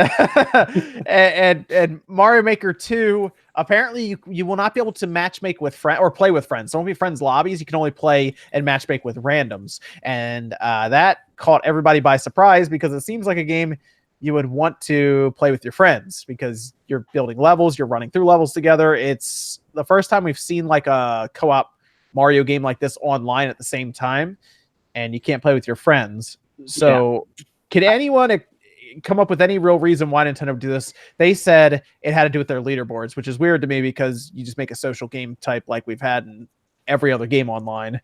I genuinely think that this is just like laziness, and they just didn't even think of it. I have a big video actually that I'm editing today that'll come out in the morning about this topic, and it's basically comparing it to Mario Party Online, how Mario Party Online never got updated to actually have full online functionality. I just think that they know that they can release it, and it's still going to sell them hundreds, crazy millions of copies. They don't care. They don't care. Okay. It's annoying, but at this point, I don't even trust them to patch it in later. Hey, man, you better relax. You guys are getting a little entitled right now. Oh, I know, right? Oh God, not that again. How dare we ask for things in games? Things that were get assumed to already How be there dare. because of their shady wording. How dare I demand basic functionality for my $20 a year? So, sometimes I hope my games turn on. I'm so bad. Oh, I'm so greedy. Who had the tweet where they were showing off that like Metroid Prime Hunters on the DS had all these features? That was Liam. Was Yeah. that And Liam? it did. It had friend mode. It had voice chat with a And little that was speaker. what, 2004? 2006. Yeah. 2006. What's even worse, I can put on this crappy NES app and I can play Super Mario Brothers 3 with a friend. But I can't do it in Mario Maker 2. Oh my gosh. But you can play with randoms. I don't know why. No, Yeah, no one's 'cause excited about that. I can't wait to play with a random person who's going to probably play around like a dick and But it's not for even make it fun. leaderboards, bro. The Here's leaderboard. here's the thing. I get it. I get the whole leaderboard thing, for ranking. That makes sense because you don't want people to boost. Like, it makes sense for that. Most games, like if you're playing Mortal Kombat, you can't go with a friend into the ranking system. If you're playing lots of other games, you can't. So that makes sense in order to make sure that the integrity of that is good. However, there's a co-op mode in that game where there's no rankings at all associated with it. And it's just with random. So there should easily just be an option right there that says play with your friends instead of playing with randoms. And that's the biggest problem. Like that whole answer that he got, or I think it was Nintendo World Report that originally reported on it. That whole thing was silly. Like, it makes sense for the rankings in terms of that, like where it's everybody versus everybody. But there's a co-op mode in the game that's just with randoms. Like, why wouldn't you just add the option? There's no lobby system. So I think it's probably what Dreamcast guy said. They're being lazy, and just probably wanted to get the game. They just didn't make a lobby system and all of that, which is weird because all the other Switch games have that option. Even Super Mario Party. You can even you can't play the board games, but at least you can play with your friends. At least you can do that. So this is the only Switch game, first-party Switch game, that I can think of that doesn't have any type of friend option. The last time that happened was Mario Tennis Ultra Smash on the Wii U. There was no way to play with your friends. So they've done it twice in the past few odd years now. But every single other game, there's been options to play with your friends if it's online. So it's just it's just random. It's weird, and I don't know why that rankings and online, like a ranking system or playing with randoms, would be prioritized over playing with online, considering that a lot of people didn't even expect this game to have online play with your friends. There's been no other Mario game to do it. It's the first time that a Mario game has had online play, like co-op, or just online play in general. So nobody was even expecting this. So they could have just had a crappy one where you just play with your friends, for like in a random 100 levels, and everyone's like, all right, cool, dope. You know what I'm saying? Like, I don't understand this ranking system and that being prioritized over friend play. That makes no sense. This takes it out of the, for me personally, I think this is a big deal for the game. That's why a lot of people really got extra hyped for it. Still going to be a massive game. Everyone's going to stream it, play it, whatever.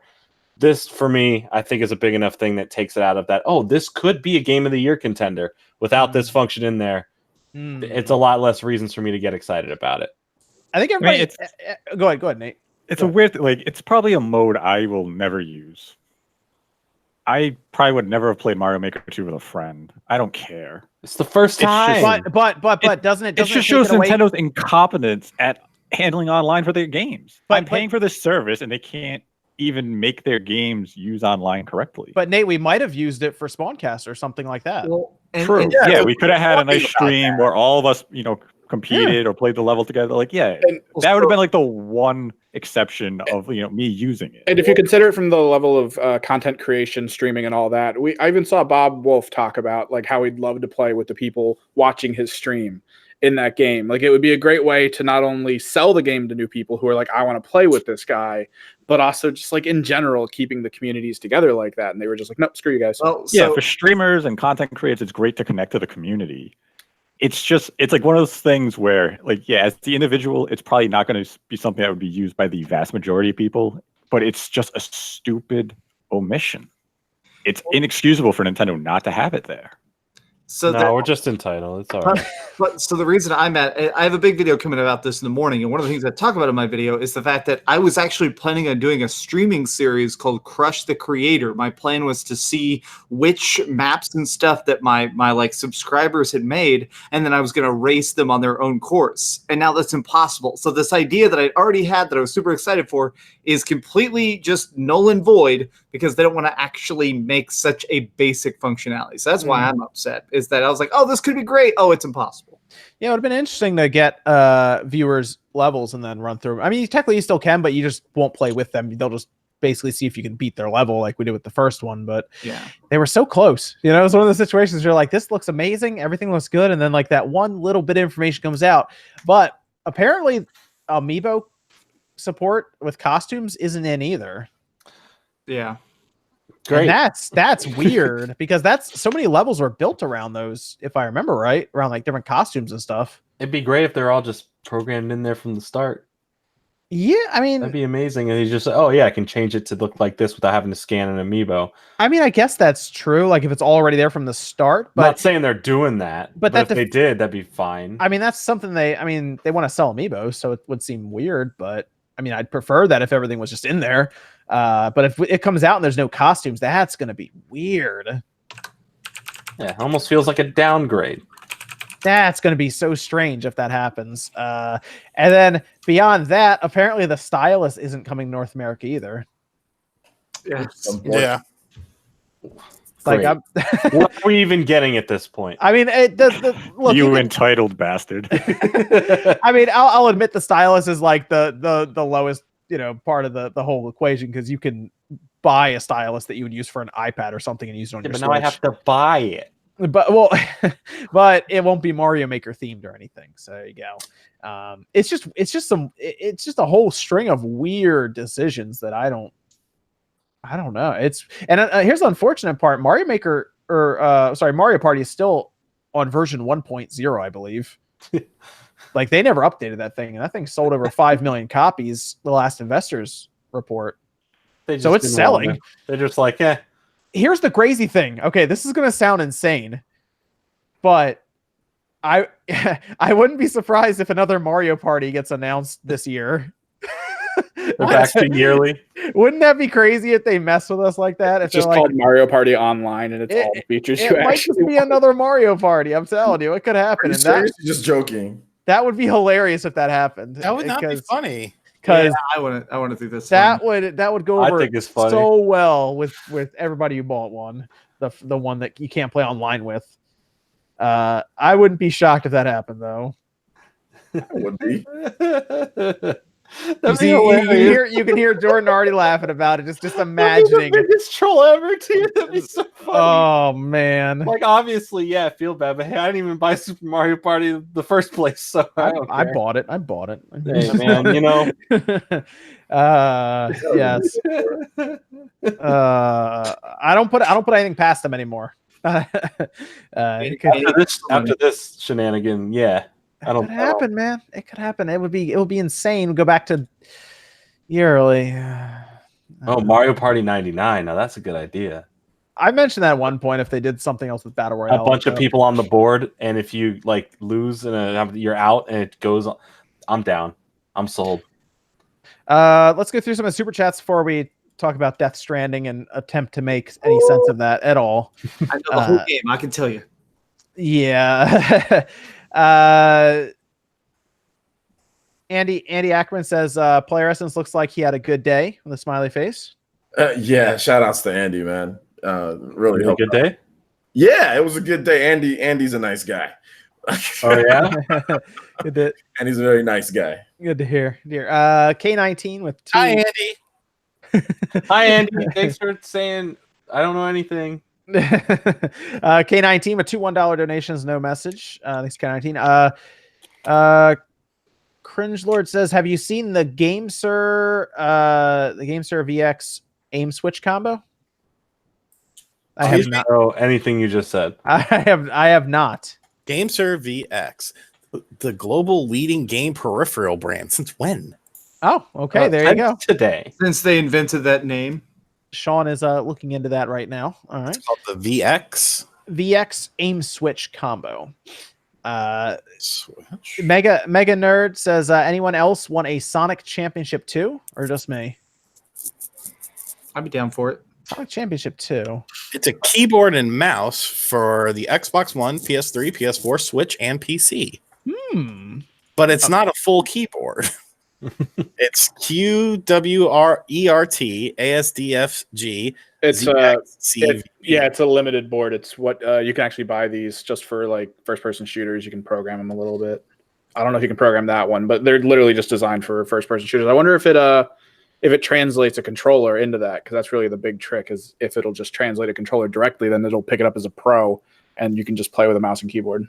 Ooh, And fancy. beat everybody at Fortnite Switch. Maybe I'll do it. Maybe I'll order this thing and check it out. Open it up. Yeah, we could take it. We could take it into Apex Legends on PS4 and see if we can stomp some people. 55-star reviews. There you go. Interesting. That'd be interesting to see. Missing your point. No message with $1. Thank you. Let's see. Wishbone, where is Yeti and Metallurgy E3 Expo reveal from Google? I put that in a video earlier, Wishbone. Look for this week to see some games from Google and Stadia, as what's called now. Games. Yes, look to this week. Should be interesting. This week's gonna be fun. We're gonna do some fun stuff this week. Frankenzoid says 300K hype. Thank you, Frankenzoid. That gamer games. Do you think we will see Call of Duty at E3? Call of Duty. Why wouldn't we see it at E3? Yeah, they have a panel. Call of Duty. In fact, we just saw it a few days ago. They have a panel at E3 actually where they're gonna do full gameplay of it. Like I think they're gonna sit down with a controller and play it. So I know we're gonna talk about that later, so I'll give. Savvy says Pokemon might help parents get their young kids to actually go to bed and then put to sleep. I mean, when I was a kid, I would stay up late playing Pokemon. Yeah, play that on the Game Boy with the little worm light thing. Oh yeah. So now it's gonna be like, hey, now go to bed and you'll have a better game when you wake up. I thought we had like full 3D TVs when you were like 6, Jordan. What are you talking about? Oh yeah, you're right. No, what were you playing? Were you playing on the Game Boy Advance SP? No, I played on. I had a Game Boy Color was my first one. Oh, okay. I never had an original Game Boy up until recently. Okay. But I started on the Game Boy Color. Johnny R says, "Why is John swole? Lift heavy things and it works out. I lift things up and I put them down. Heavy. There you go. Sean French says, "What are you guys doing for too many games? Best day? Question. Saturday I think would be the best day, right, Sean? Yeah, from what I've gathered. Yes. Saturday I think is the best day to go because that's when it's really busy and everyone pretty much goes then. Friday you show up early, but I think you have to have like a certain pass for that, a 3-day pass for that, and then Sunday half the vendors leave like halfway through the day. But Sunday, it depends where you're going. Yeah, it depends where you're going. If you're going to see YouTubers and stuff, probably Friday and Saturday are your best bet. If you're going for actual deals and you want to buy games and shit, Sunday is going to be your best day because that's when you get the deals. Because they don't want to lug the shit home with them. They're just getting rid of shit, and you could make some crazy offers and get good deals. You getting out there, Sean? Possibly. Do it. Okay. No We're possibly. gonna have some fun there. There's gonna be a lot of people there. It's gonna be good. It's gonna be a good time. I say if it's your first time, just to experience everything, go Saturday, just so you can see everything, and have some fun. I think even that night, I think they even do a big wrestling match. So there you go. Yeah. They actually put a ring up in the middle of the convention center. Cosplay wrestling. There you go. Elixir says Samurai Showdown will be the best-selling game in SNK's history. The new one. What's the next? I was gonna say, what's the next? Yeah. What is the next one? That's a What good is question. It has to be a Metal Slug, I would assume. I don't know. Yeah, we'd have to look that up, but I wouldn't be surprised if Samurai Showdown sold fairly well for what it's going to be compared to. I assume with like Tekken's and Street. Oh, not Tekken, but like Street Fighters and Virtua Fighter. Virtua Fighter is probably what it actually be like compared to. It'll do well there. You know what's fascinating now that I think about it? SNK is one of the longest running video game companies that doesn't sell shit for games. Like they're just this niche company that does okay-ish that had a console. They released a full system, man. What are you talking about? Yeah, but like, but think about it. Like, have you ever heard of an SNK game clearing 1 million sales? No. All together, not. When they were relevant, though, I guess we didn't have that type of data. Like that type of stuff wasn't talked about as much. Like when they were selling games, Well, maybe they have. And But weren't they mostly based around building hardware as well, like the actual arcade stand-up hardware? Like they were one of the many companies doing that at the time. Yes, and that's where most of their games were. yeah, Okay. But I mean, arcades haven't been relevant in God knows how long. Yeah, but back when they were still around, they were hugely Oh, relevant. that's the other reason to go too many games. Tons of arcades there. Tons of arcade cabinets. Play A lot of fun. Windjammers early. I'll break it probably by Saturday. Yeah, Evan like almost turns that thing sideways. he hits the like the stick and the button so hard. It's so fun. It's so fun. Andy Ackerman said, for Jordan Fringe comes out with Hentai is for Lovers shirt next week. I mean, I don't have that shirt planned, but if you're gonna buy one, then sure. Okay. I'll make it. Evan, we need to get to work. Good time. It's gonna be a busy week for me. Nova, $1 no message. Thanks, Nova. And then Marcus says, I appreciate what you guys do. Thanks. Quick question. Is it worth it to get my kids a 3DS at this point? Depending on how old they are, I would say yes. Actually, what I would do is I'd get a 2DS XL and I'd go on that refurbished website because they're only about $100 and it comes with a 4GB SD card already. But they show up with a full warranty from Nintendo. They're in great shape, and at that point, you can play any of the XL games, which are the new 3DS style games, which includes Minecraft on your system. But the library is deep. There's a lot of games. There's a ton of games, And the prices on most of them are getting better and better. So if it's just for little kids, you can practically throw those games at them like fodder. Yes. Weeks worth of things to do. And keep in mind, it also plays all of the DS games. So depending on how old they are, you can get them brain age, and they'll actually be like doing some learning while they're playing too. You trick them into learning things. Yes. I miss the Brain Age games. We need a new one. I think it would make a very good Christmas present as well for people as we get close. When we get into the holidays and stuff. I think a 2DS XL is a good Christmas present for a younger kid as well. So the reason I don't like the regular 2DS is because it doesn't close. I think the 2DS XL is better for, especially a kid that might run around with it. Well, the 2DS XL, as somebody who owns one, they're very light. I kind of like being able to just literally put it in my pocket. So even though it's big, it's not like you won't feel it. Yes, there are a lot of games on that system though. Just a ridiculous library. Andy Ackerman again says, "Player Essence. I'll take the D shirt. Comes out in 2 weeks." yes, let's do it. I will not design that one. That's all. Philip Patterson, $1 no message. Thanks, Philip. Matthew Hammond says, "Are we sure that Nintendo did not run out of time with Mario Maker 2 development?" When has Nintendo ever been shy to delay a game? Yeah. Well, Metroid Prime 4. and a lot of sources have actually talked about the fact that that was one of the first games that they were working on before the Switch came out. Is they were working on a way to put a Mario Maker on there. So I don't think it was a timeline thing. I think they've been working on this for probably 3 or 4 years. It's just a matter of like they don't care. Yeah, it's probably just trying to develop online, I guess, for Mario, and they're like they just put something in, and they don't think about it from a consumer's, like they don't always think about when it comes to online exactly what would be the best or smoothest experience. Like they think about it, but they don't think about it enough. That obviously at this point they're not thinking about it enough. If this type of thing is not in there at launch, it's like, we'll just kind of give you maybe something, but not everything, which has happened lots of times with lots of their games. So I mean, they don't think about online in a Western way. Yes, exactly. They don't think about it. Yeah, we view it as West. My friend, we think as like this SpawnCast. Oh, we're going to play together. Nintendo thinks of it as you're going to go over to your friend's house and you're going to sit on the couch and play together. Yeah. Level Up says big hype for July. Dragon Quest Builders 2, Fire Emblem, 3 Houses. Is Dragon Quest Builders 2 in July? I think Yeah. it's like July- halfway through, right? July 12th for Dragon Yeah. Quest Builders. Yeah. Late birthday present from me. Then he says OJ gets it. Fire Emblem. So yeah. Yeah, oh my gosh, Fire Emblem's gonna be freaking amazing. Oh my, I can't wait. They showed off a bunch of new stuff in the game. They've been showing off like the character profiles and like talk about the combat and what you can do. Oh man, it looks Wow. David Valdez of the Big 25 saying, just supporting the SpawnCast and playing Xenoblade Chronicles on my 3DS. I was saying they should get the original Wii version of Xenoblade and bring that up to the Switch. That'd be cool. Yeah. I have it. That was the last game I was looking for my Wii collection. That was so hard to get back then. I never got a chance to play it because of that.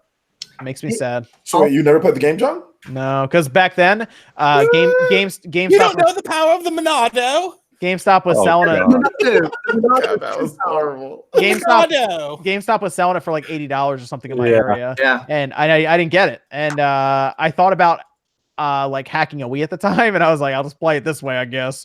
But I didn't. Just play it on the Wii U. You got a Wii U?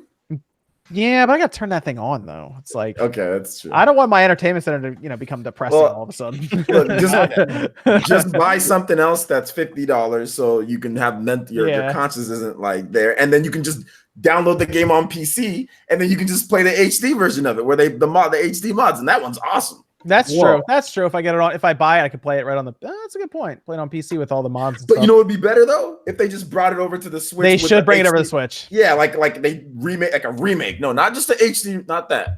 Not just not just like a better, like a up res or whatever. I want like a remake. A remake of it would be freaking amazing. Because I liked Xenoblade Chronicles X. Love that one. Yeah, but I would like to go back and play that though.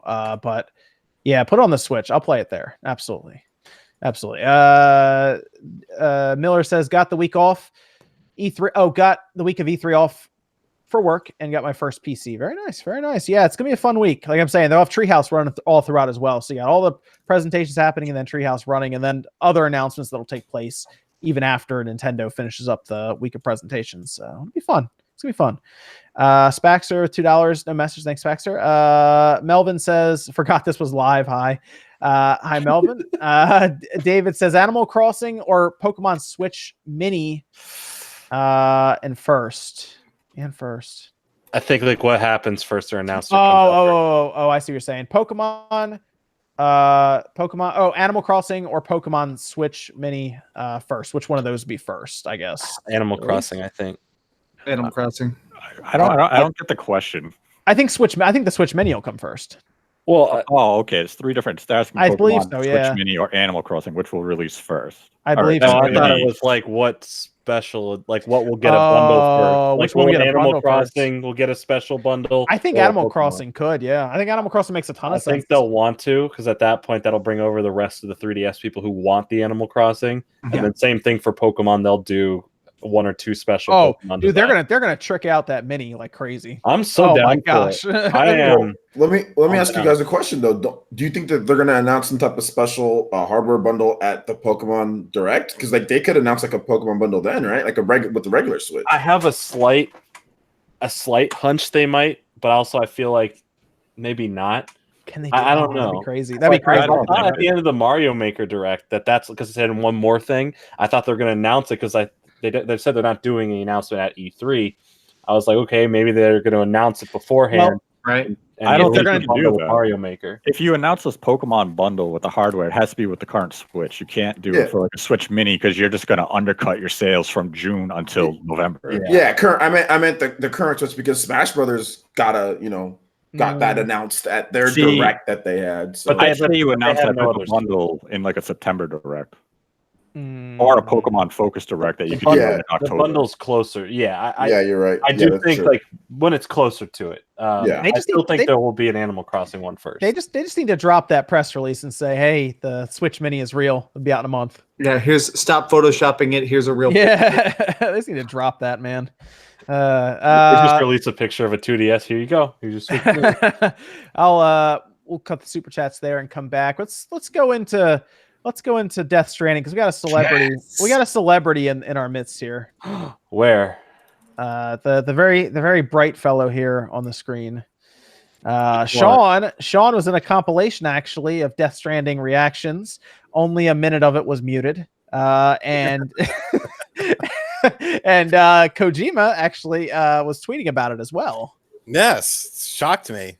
So he must not have watched your previous videos, or maybe he did and realized that you had one of the biggest turnarounds he'd ever seen on YouTube on this game because of this very well done trailer that he put out. I mean, the problem with it was we've been waiting for so long and we haven't seen shit. And they finally showed shit, and it's like, oh, this is essentially a fucking Metal Gear game. Like, looking at how the gunplay was, looking at the stealth mechanics, looking at, you know, the world that you're in, looking at all of the characters that they're introducing, how there's some characters that are obviously of, like, you know, an otherworld sort of vibe to it and shit.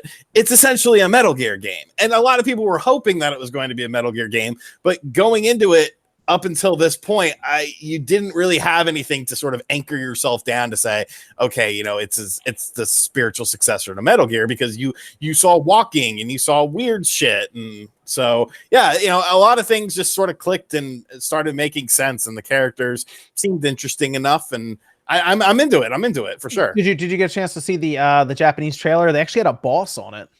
Really? Yeah, I mean, we assume it's a boss. What if it's just like a regular thing? Dude, that was if that's a regular thing, I want to see what the bosses look like then, because that looked crazy. it was this weird, it was like a black puddle that kept like jumping up and had a bunch of hands coming out of it. It was crazy. That sounds cool. So we've all played Metal Gear Solid 3, right? God, yes. So you know how there was the one of the people that you fight is undead. He's like a ghost guy, and every character, every person that you kill throughout the game up to that point, you end up having to basically deal with again during that boss fight. So if you killed 100 people, then you have to deal with 100 like ghosts before you can fight that guy. I honestly think that concept is 100% of Death Stranding. I think we're going to be playing it, and we're going to see bad guys. But basically, every person you kill is additional ghosts. And I think that when you see him get grabbed and pulled into like the shadow world, I think that's basically when you're going to have to deal with it. Like, you can kill people to get away, but later on, if you get grabbed and go into the ghost world, then you have to fight them again as ghosts to get back to our world. What happens when you kill a ghost? Do they go back to the human world and you fight them again? That'd be stupid, Jordan. How do you kill a ghost? They've talked about it. Everything has impact. The amount of times you die changes certain things. The amount of, I guess, things you interact with just in general. And apparently stuff happens even when you're not there. Like, there could be things happening. So wait a minute. Evan, is this a game that you're going to have to plug that PlayStation 4 in for? Maybe. Is this a game, Sean, that you're going to have to plug your PlayStation 4 back in for? Yeah, for sure. Well, I'm going to have to plug it in for E3 because there's going to be some E3 stuff. But they got him. If you get Sean to plug his PlayStation 4 in, you must have done something right. Did y'all see there was a or Evan? Actually, Evan's probably Evan. If you get Evan to plug into PlayStation 4, then I rearranged my whole room. I still haven't plugged it back in. So, gosh, oh man, I feel like I may have the hottest take of it here. Okay, let's hear it. Oh, I don't know. You haven't heard Nate yet. Oh yeah, that's right. You know what? Maybe I'll go after Nate, so mine doesn't. Look at Nate's stoic gaze. Go ahead, he doesn't look impressed. Nate, please take all the heat for this one. Go ahead.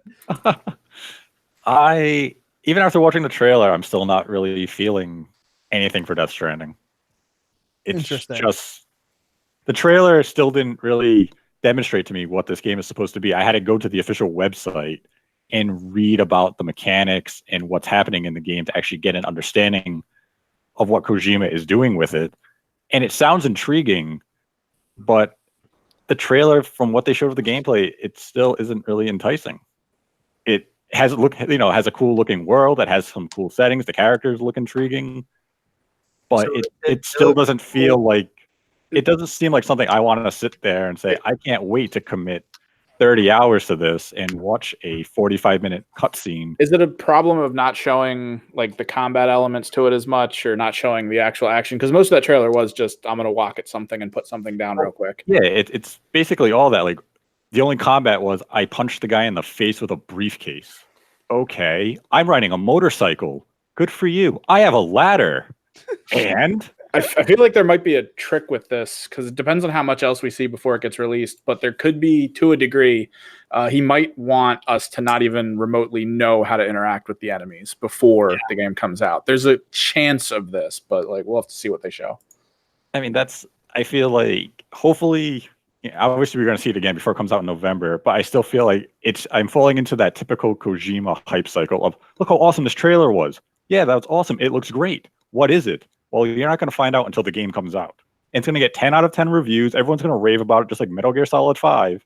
And then the average consumer is going to say, that wasn't as great as I expected, or wow, this was overhyped, or it could legitimately be awesome. It's just way too soon for me to say I'm all in on this. If every time you go to Taco Bell, and I'm using this as a crazy Don't say Taco Bell right now, man. Okay, if every time you go to a restaurant, they serve you a 10 out of 10 meal, each time being different and interesting and flavorful and making you feel nourished down to your very soul, are you going to start to be like, all right, look, the last 9 meals were so good, I thought I was orgasming. But this meal, who knows? There's too much hype about it. They didn't show me enough flavor in that trailer. But Kojima really hasn't had that type of streak. Yes, he Metal Gear has. Solid 5 is questionably... It's a good game. It's a terrible Metal Gear Solid game. But there's Metal Gear Solid 4 went completely off the rails. I enjoy Metal Gear Solid 4 for what it is, but Metal Gear Solid 3 was the peak of the franchise. no. Well, I my favorite's Peace Walker, but I know I'm alone in that. Peace No, Walker you're not is a good alone. game. There's people that really like Peace Walker. Peace Walker and Metal Gear Solid 3 were kind of the pinnacles of the franchise. Kojima makes quality, but I'm not ready just to say, oh, Kojima's attached, Death Stranding is going to be awesome. If it's going to be that awesome, show it to me. Show me the compelling gameplay in a trailer. Show me gameplay. I feel like a lot of people link. I feel like a lot of people link the best that Kojima's put out with who he works with. So, I mean, since he has moved to another company, the question is who's reining in on some of his ideas. What is he going to really go forward with that probably needed to be filtered out? So, there is a problem, but I don't know. It depends on, I guess, what people say closer to release. It depends on what they show us in any upcoming trailers to see if there's more of a better pacing to it and like proper storytelling as opposed to just watch a movie for an hour and then put up a ladder for an hour. I'm actually looking forward to the game. I like Kojima's games in general. The only concern I have is it seems like he's really trying to get more into Hollywood than he is actually trying to do game. I mean, like it's pretty obvious not at this point, you know. Like he can't even speak to these people that he's hanging out with, but he's showing all these pictures of him with like acting like he's talking to these people. He doesn't even speak English like the that. Picture You know what I'm saying? the picture of him, Michael Madsen, and I'm forgetting his name right now. Norman Reedus, yeah. Like where they're both smoking cigarettes and he's pretending to smoke a cigarette just to fit in with them outside. Like that picture's hilarious. I do love that meme where it shows Kojima and he's talking and Mads Mikkelsen looks like his eyes are melting out. We'll put a text bubble that says like, and here's what you and the Ghost Army manages to be connected through your butt tube to come back to life to fight Norman Reedus, but not from The Walking Dead. And Mads Mikkelsen's like, what? It really seems like he's trying to get into Hollywood with this next step after this, or at some point to direct a movie or be on top. It really seems like he's trying to do that more so than saying, "Hey, everything's like for the game." But that's just my opinion on him. But I mean, this is where my uncanny valley is with this. This is where my personal issues with the game are. I think it looks beautiful. It has intrigued me from a huge as a huge sci-fi nut. It has intrigued me beyond anything to figure out what is going on, to see how cool, creative this all is.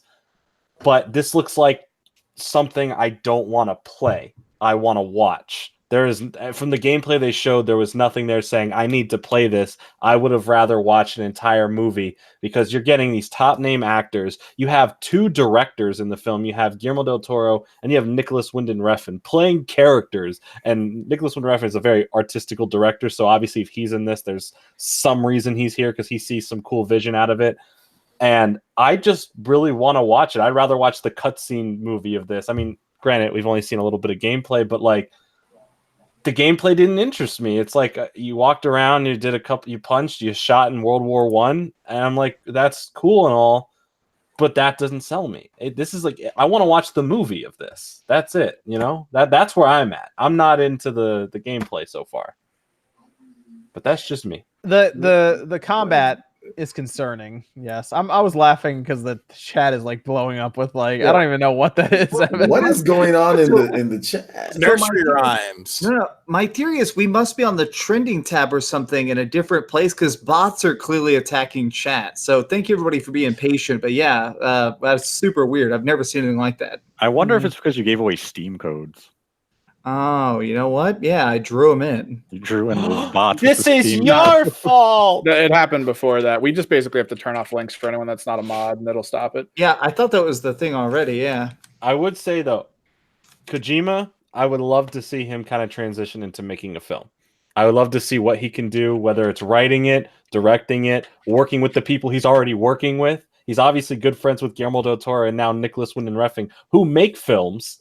So if he's taking cues from them, learning from them, he's working with big top actors like Leo Sudol. Like there's a lot of people in this that make it feel like a movie. So I would be very curious to see after this if he can transition into making a sci-fi film. He likes movies more than he likes games. I like movies more than I like games. Yeah, so he I'm likes down. movies a lot more than he likes games. I think So, he could be a really good director. I think he was could talking make about how some much he awesome loves stuff. Twilight, years ago, right. and he was talking. I mean, Twilight, new Batman. But anyway, I mean, like beside that, but like people, like he really is big into movies, so I can understand that, from that perspective. And he is getting up there when it comes down to it. If he wants to do movies, then he wants to make movie games, then let him make movie games. No, he's allowed to. I said he's not.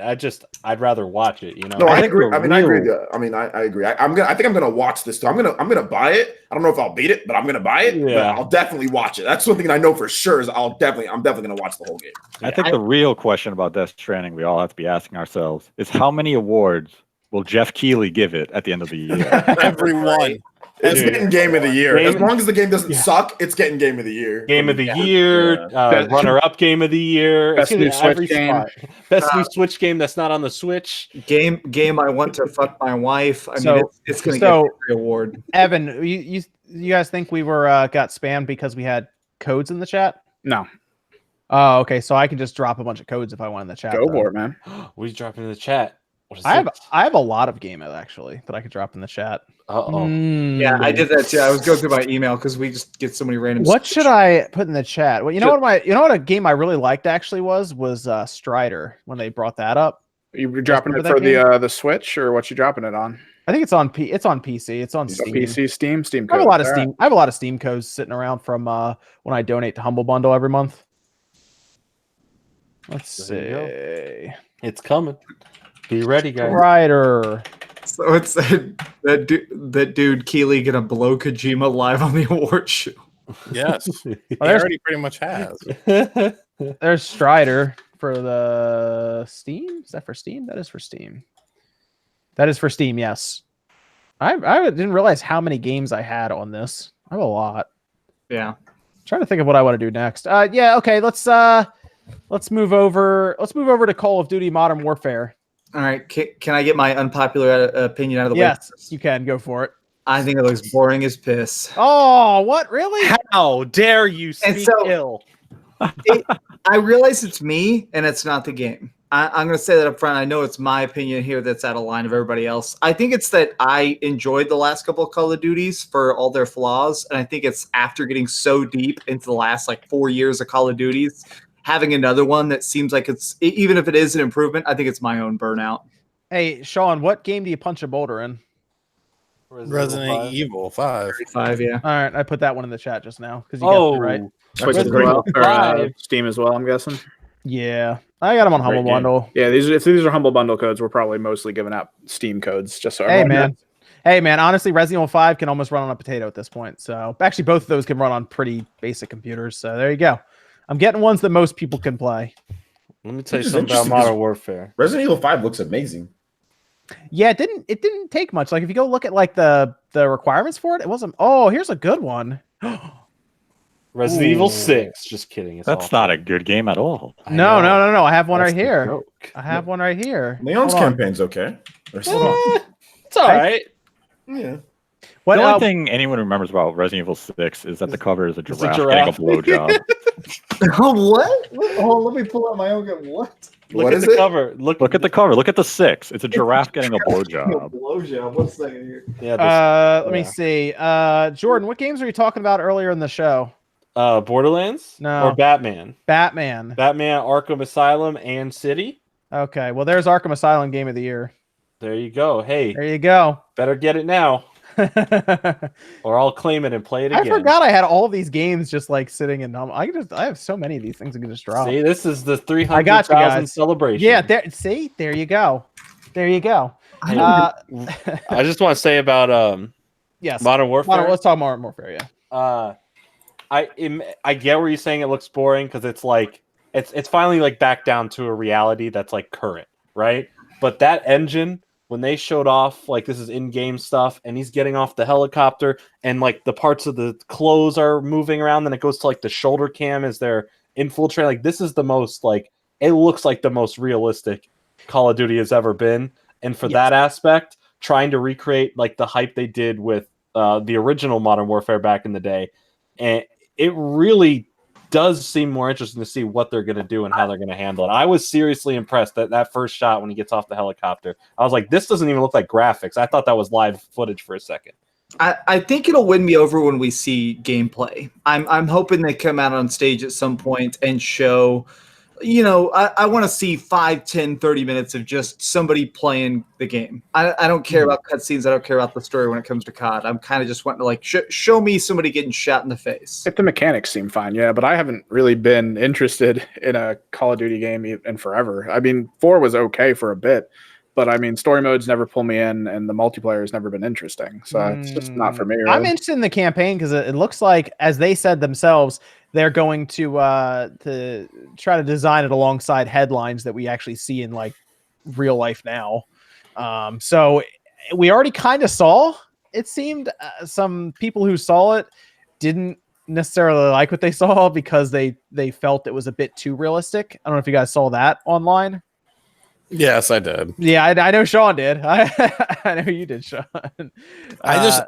I yearn for the day when movies and books are held to the same standard, and television shows too are held to the same standards that video games are, as far as shit like that. I'd say I think they're held to the same standard, but not the same magnitude. As somebody who's in the book business, I saw so much book outrage, but it was so tiny by comparison. So, I mean, I see it in the movie industry quite often. Yeah, it happens a lot in movies. Yeah. I mean, like I can understand why some people don't. I mean, it's just these games come all the time. It's like Call of Duty again and again and again and again. Like we get Call of Duty every single year. So I mean, I don't think anybody should be surprised if somebody sees it and was like, you know. Oh, I'm not surprised. Yeah, I'm like that with some of the releases, like Black Ops 4 last year. I was like, I didn't really even get into it. This year, I'm interested because I like the Modern Warfare series. So yeah, there's crossplay though between PS4, Xbox One, and PC. That's the big thing. Finally, everyone's working together. That's really interesting to hear about that. And this is the first time we're going to see that new engine, which should translate pretty well over to the next generation consoles as well. It looked good. Yeah, and it's going to look even better when the PS5 and the next Xbox come out. So I like that they at least upgraded that and went forward there. So I'm interested. They're going to show gameplay, like I said, at E3, and that's when we're really going to get a good look at that thing. Oh yeah. So I'm excited. You know, I haven't really been excited much for Call of Duty, and I'm excited for this year. I always get excited till I see the file size, and I'm like, I'm not. I'm gonna tell you now. I think this is gonna be pretty ridiculous. Man, I was excited. I was kind of excited for Call of Duty Black Ops 4. I was like, I'm gonna buy the game. Then I saw the file. I was like, I'm not gonna buy the game. I'm good. Yeah, we're probably gonna be if we're already dealing with like close to 100 gig, sometimes over 100 gig games. What is next gen going to be like? Call of Duty was over 100. I know it was. That's what I'm saying. Some games are under, but there's some games that have passed it now. So like, what's the standard next gen? At some point, someone's going to have to figure out a better way to compress both audio and texture files. Once that happens, it'll hopefully get better, but I doubt it's going to happen anytime soon. And then soon. How many terabytes does like a console minimum have to launch with? Because even in the future, 2 terabytes is not enough, you know? Yeah. Like, what are they going to have to launch with? If it's 100 gigs per game, yeah, I ridiculous. That's just I can't. That's 5 my terabytes minimum. And in some countries, games. It'll take you 2 months on your ISP to download it. It's not bad.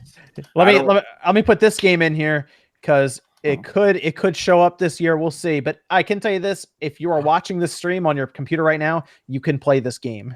It does not need much to play, and it's an outstanding game. Cuphead.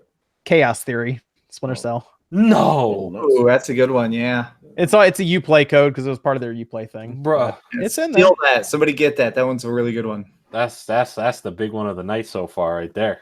It'll work on anybody's computer. So there you go. Screw the 20 codes I gave out. Chaos Theory, that's the winner. Dude, it's Chaos Theory, man. I like Chaos Theory is awesome. Chaos Theory's killer. Let me go through. I have one more we can give away too that I like. Ooh.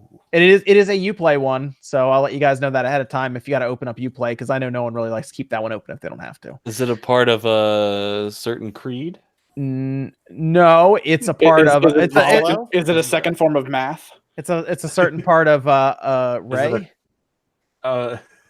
Man. Ooh. What is it? It might be Rayman Origins. Oh, nice. Or Legends. I thought you were gonna be like, it's the opposite of Witness Cat. Some would say it's Watch Dogs. Witness Cat. Now that's the sequel we deserve. Witness Cat. It is. It's Ray. Yeah, I have a Rayman Origins we can do as well. It's a Uplay one.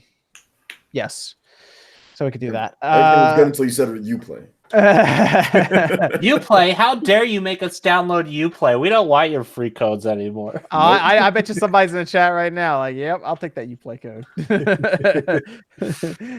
Bet you there is. Let's go through some of the super chats before we finish up here. Thoughts on this is from the Dan guy. Thoughts on Sony being sued in Australia over the PlayStation refund policy?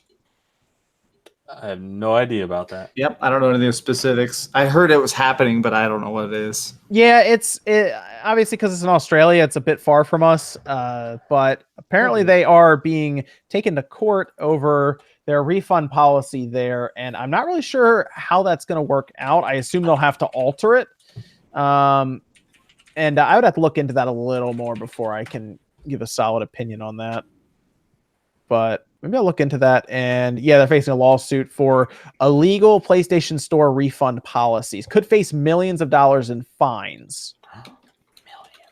Accused by the Australian Competition and Consumer Commission, ACCC, of breaching the country's laws by offering its PlayStation Store customers misleading information regarding refunds. It doesn't sound good. So, well yeah.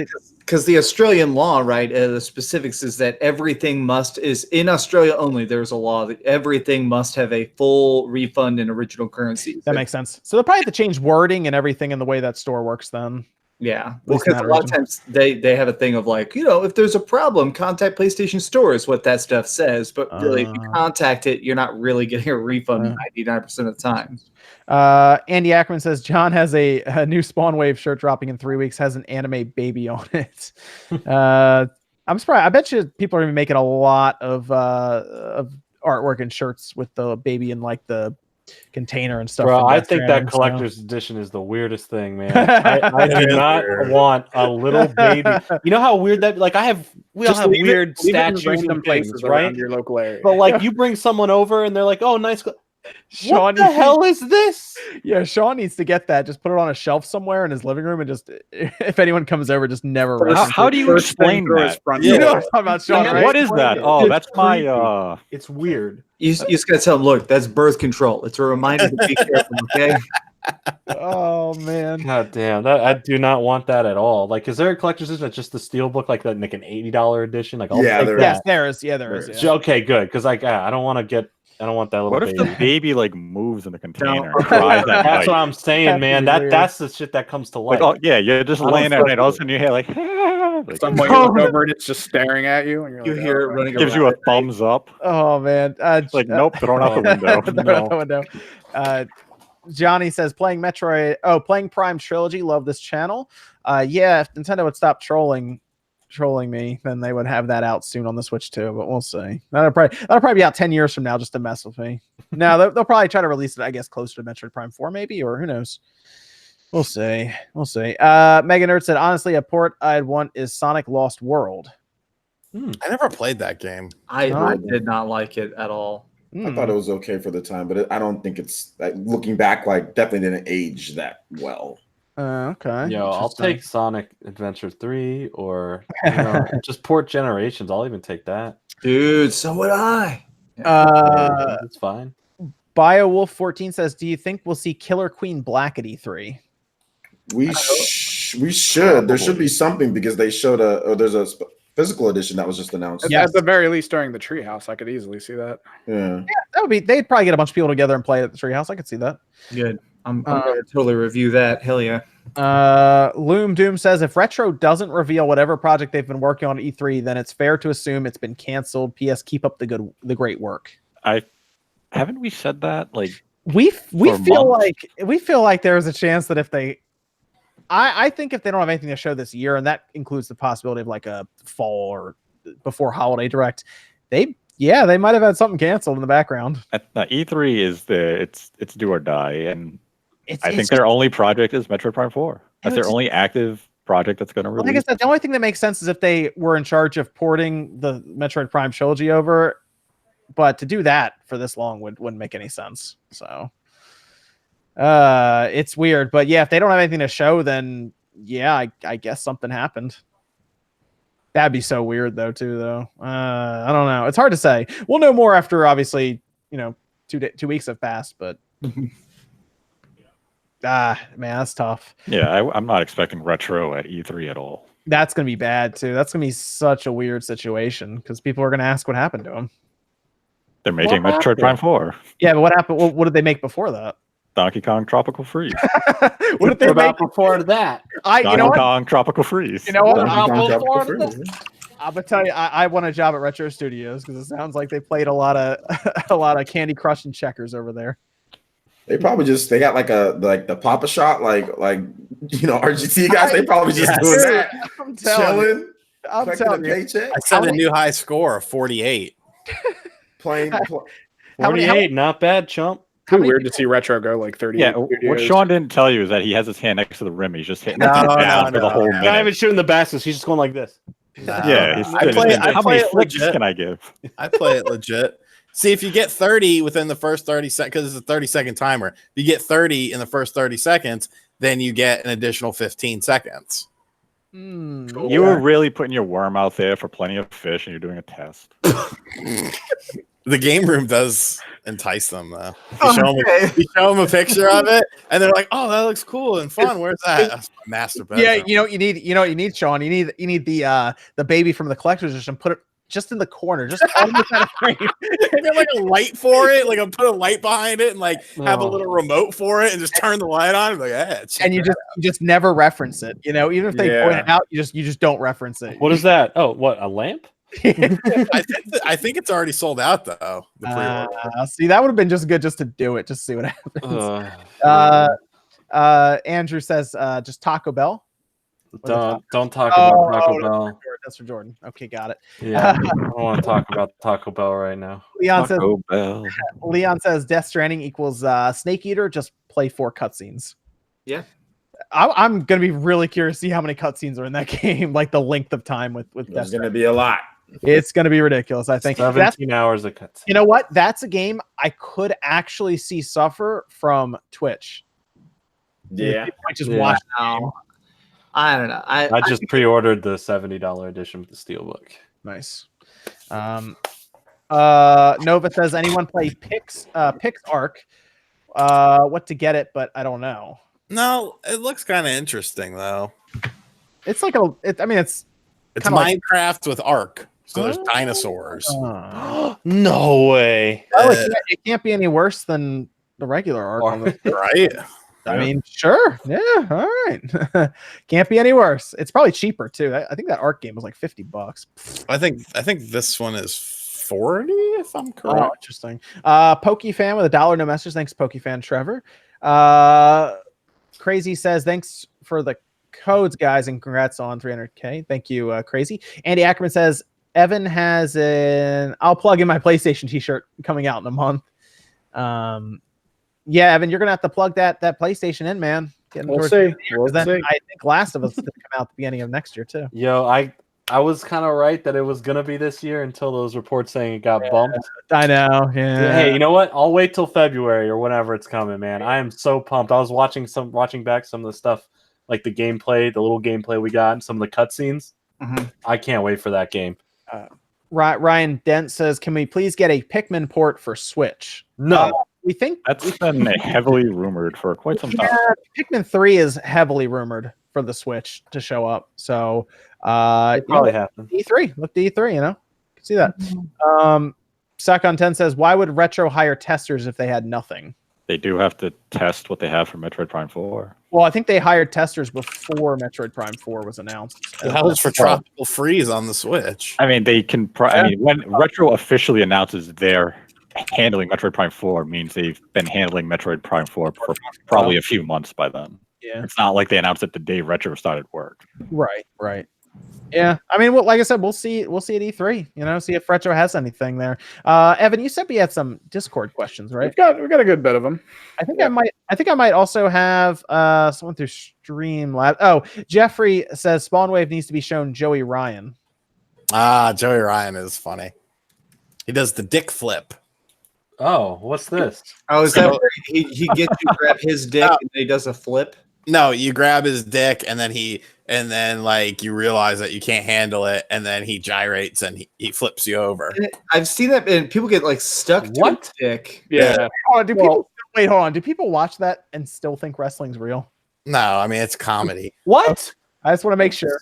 Hey, that's kind of, you know what? Never mind.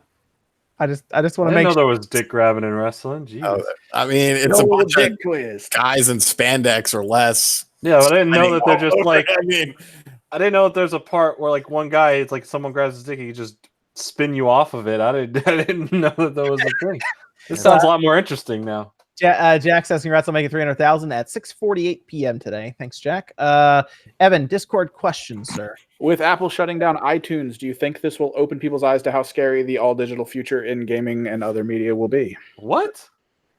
The all-digital future has already been proven that it's a scary thing. Isn't Minecraft story mode getting shut down? You're not going to be able to re-download it even if you bought it. Yep. Wait, what's this thing about iTunes? What did he say? iTunes getting shut down. I think they're talking about it. Why would they shut down iTunes? That doesn't even make sense. I thought they were shutting down iTunes on like Windows. Apple will shut down iTunes, ending the download era, report says. The iTunes store is a dead service walking.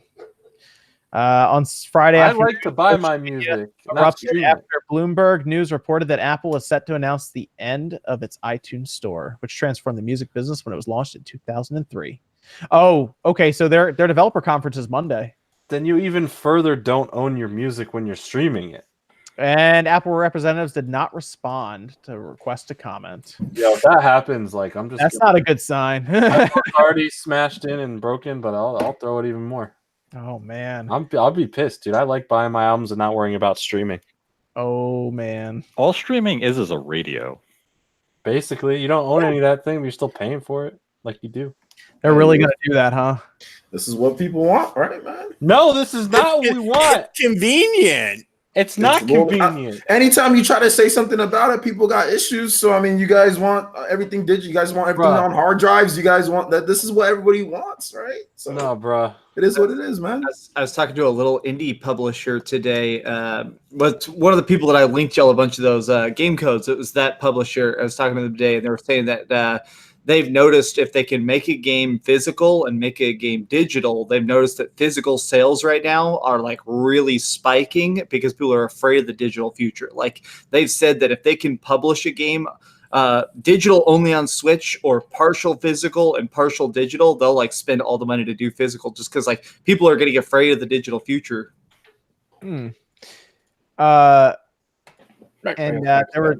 there were a couple of quick super chats as well to go through. Evan, real fast too that came in. Logan the Ninja says, if you need a quest, I got you. DM at legit CD on Twitter. Okay, Logan. If I end up, because I think one of the Best Buys around me was saying they were getting stock in this week. Otherwise, I'll check with you though. And then Jalen asks, anyone hyped for Mortal Kombat 11 DLC Pack 1, which includes me, Spawn. No, Spawn. Spawn is going to be there, which is cool because we saw Spawn in Soul Calibur, so now we're going to see him in Mortal Kombat. That's actually a really cool guess, although they already told us about it. They teased some characters that I wanted at the end with some noise and music cues. They teased Ash from the first Evil Dead, and then they had the Terminator theme playing. So I've been asking for Terminator in this. There was a rumor for that anyway a while ago. Now the next pack that comes out in a couple months, I'm obviously Pennywise because the new It movie's coming out around then. But dude, if we get RoboCop in there, and could have Terminator versus RoboCop. RoboCop would fit so well. If they could put Terminator in there, RoboCop versus Terminator. They had Alien versus Predator, you know?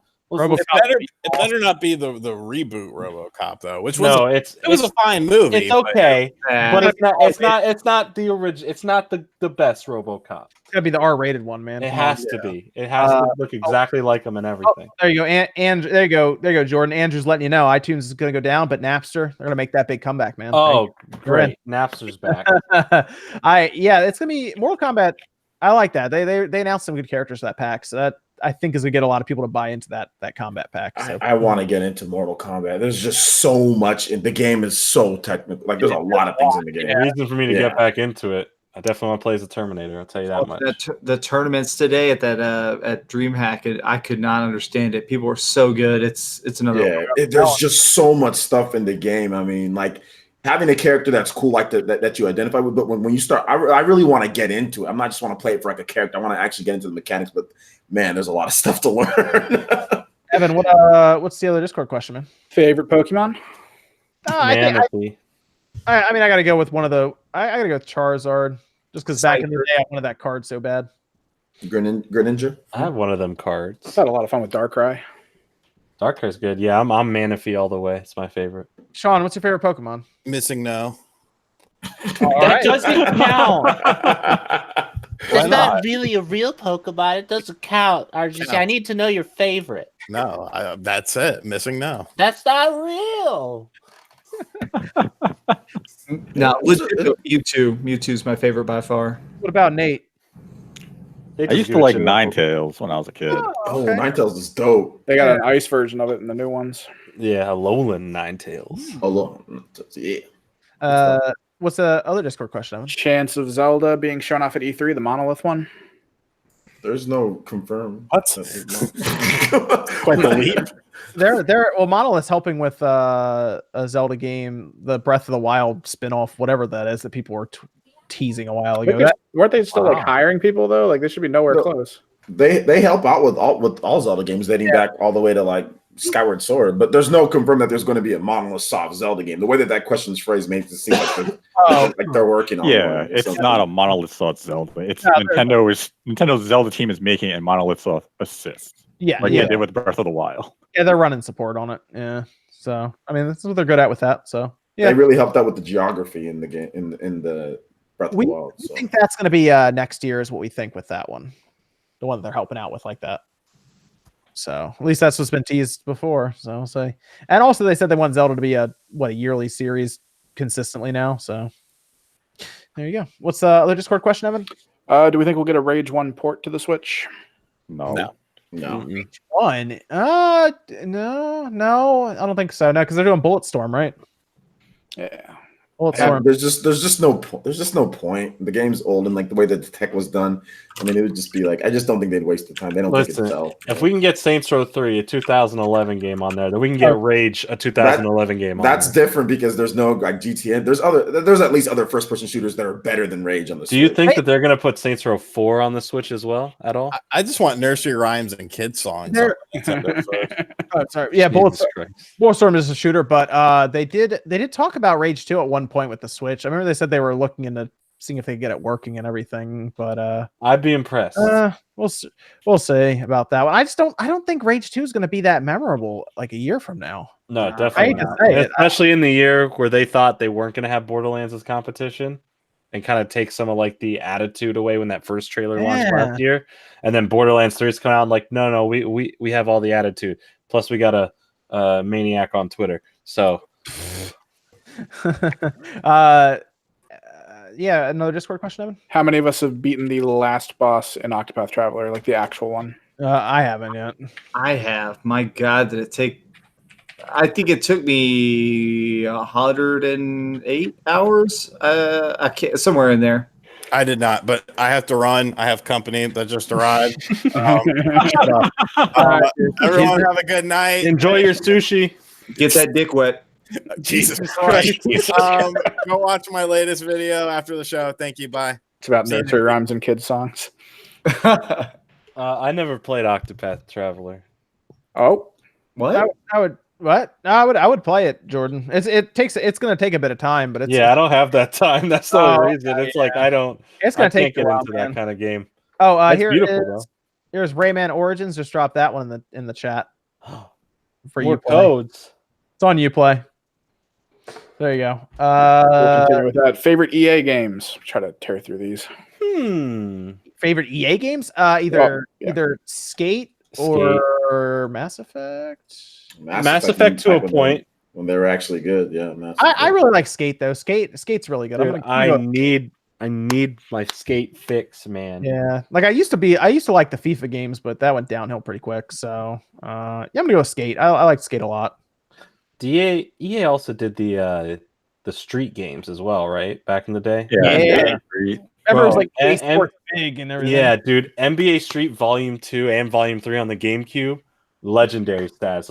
NFL Street is good. I like NFL Street too as well. I never played those. I only played the basketball one. NFL Street is actually really good, but NBA Street's probably a little bit better. But NFL I think there was a FIFA. Was there a FIFA Street as well? Yeah, that's not as good. Yeah, I vaguely remember.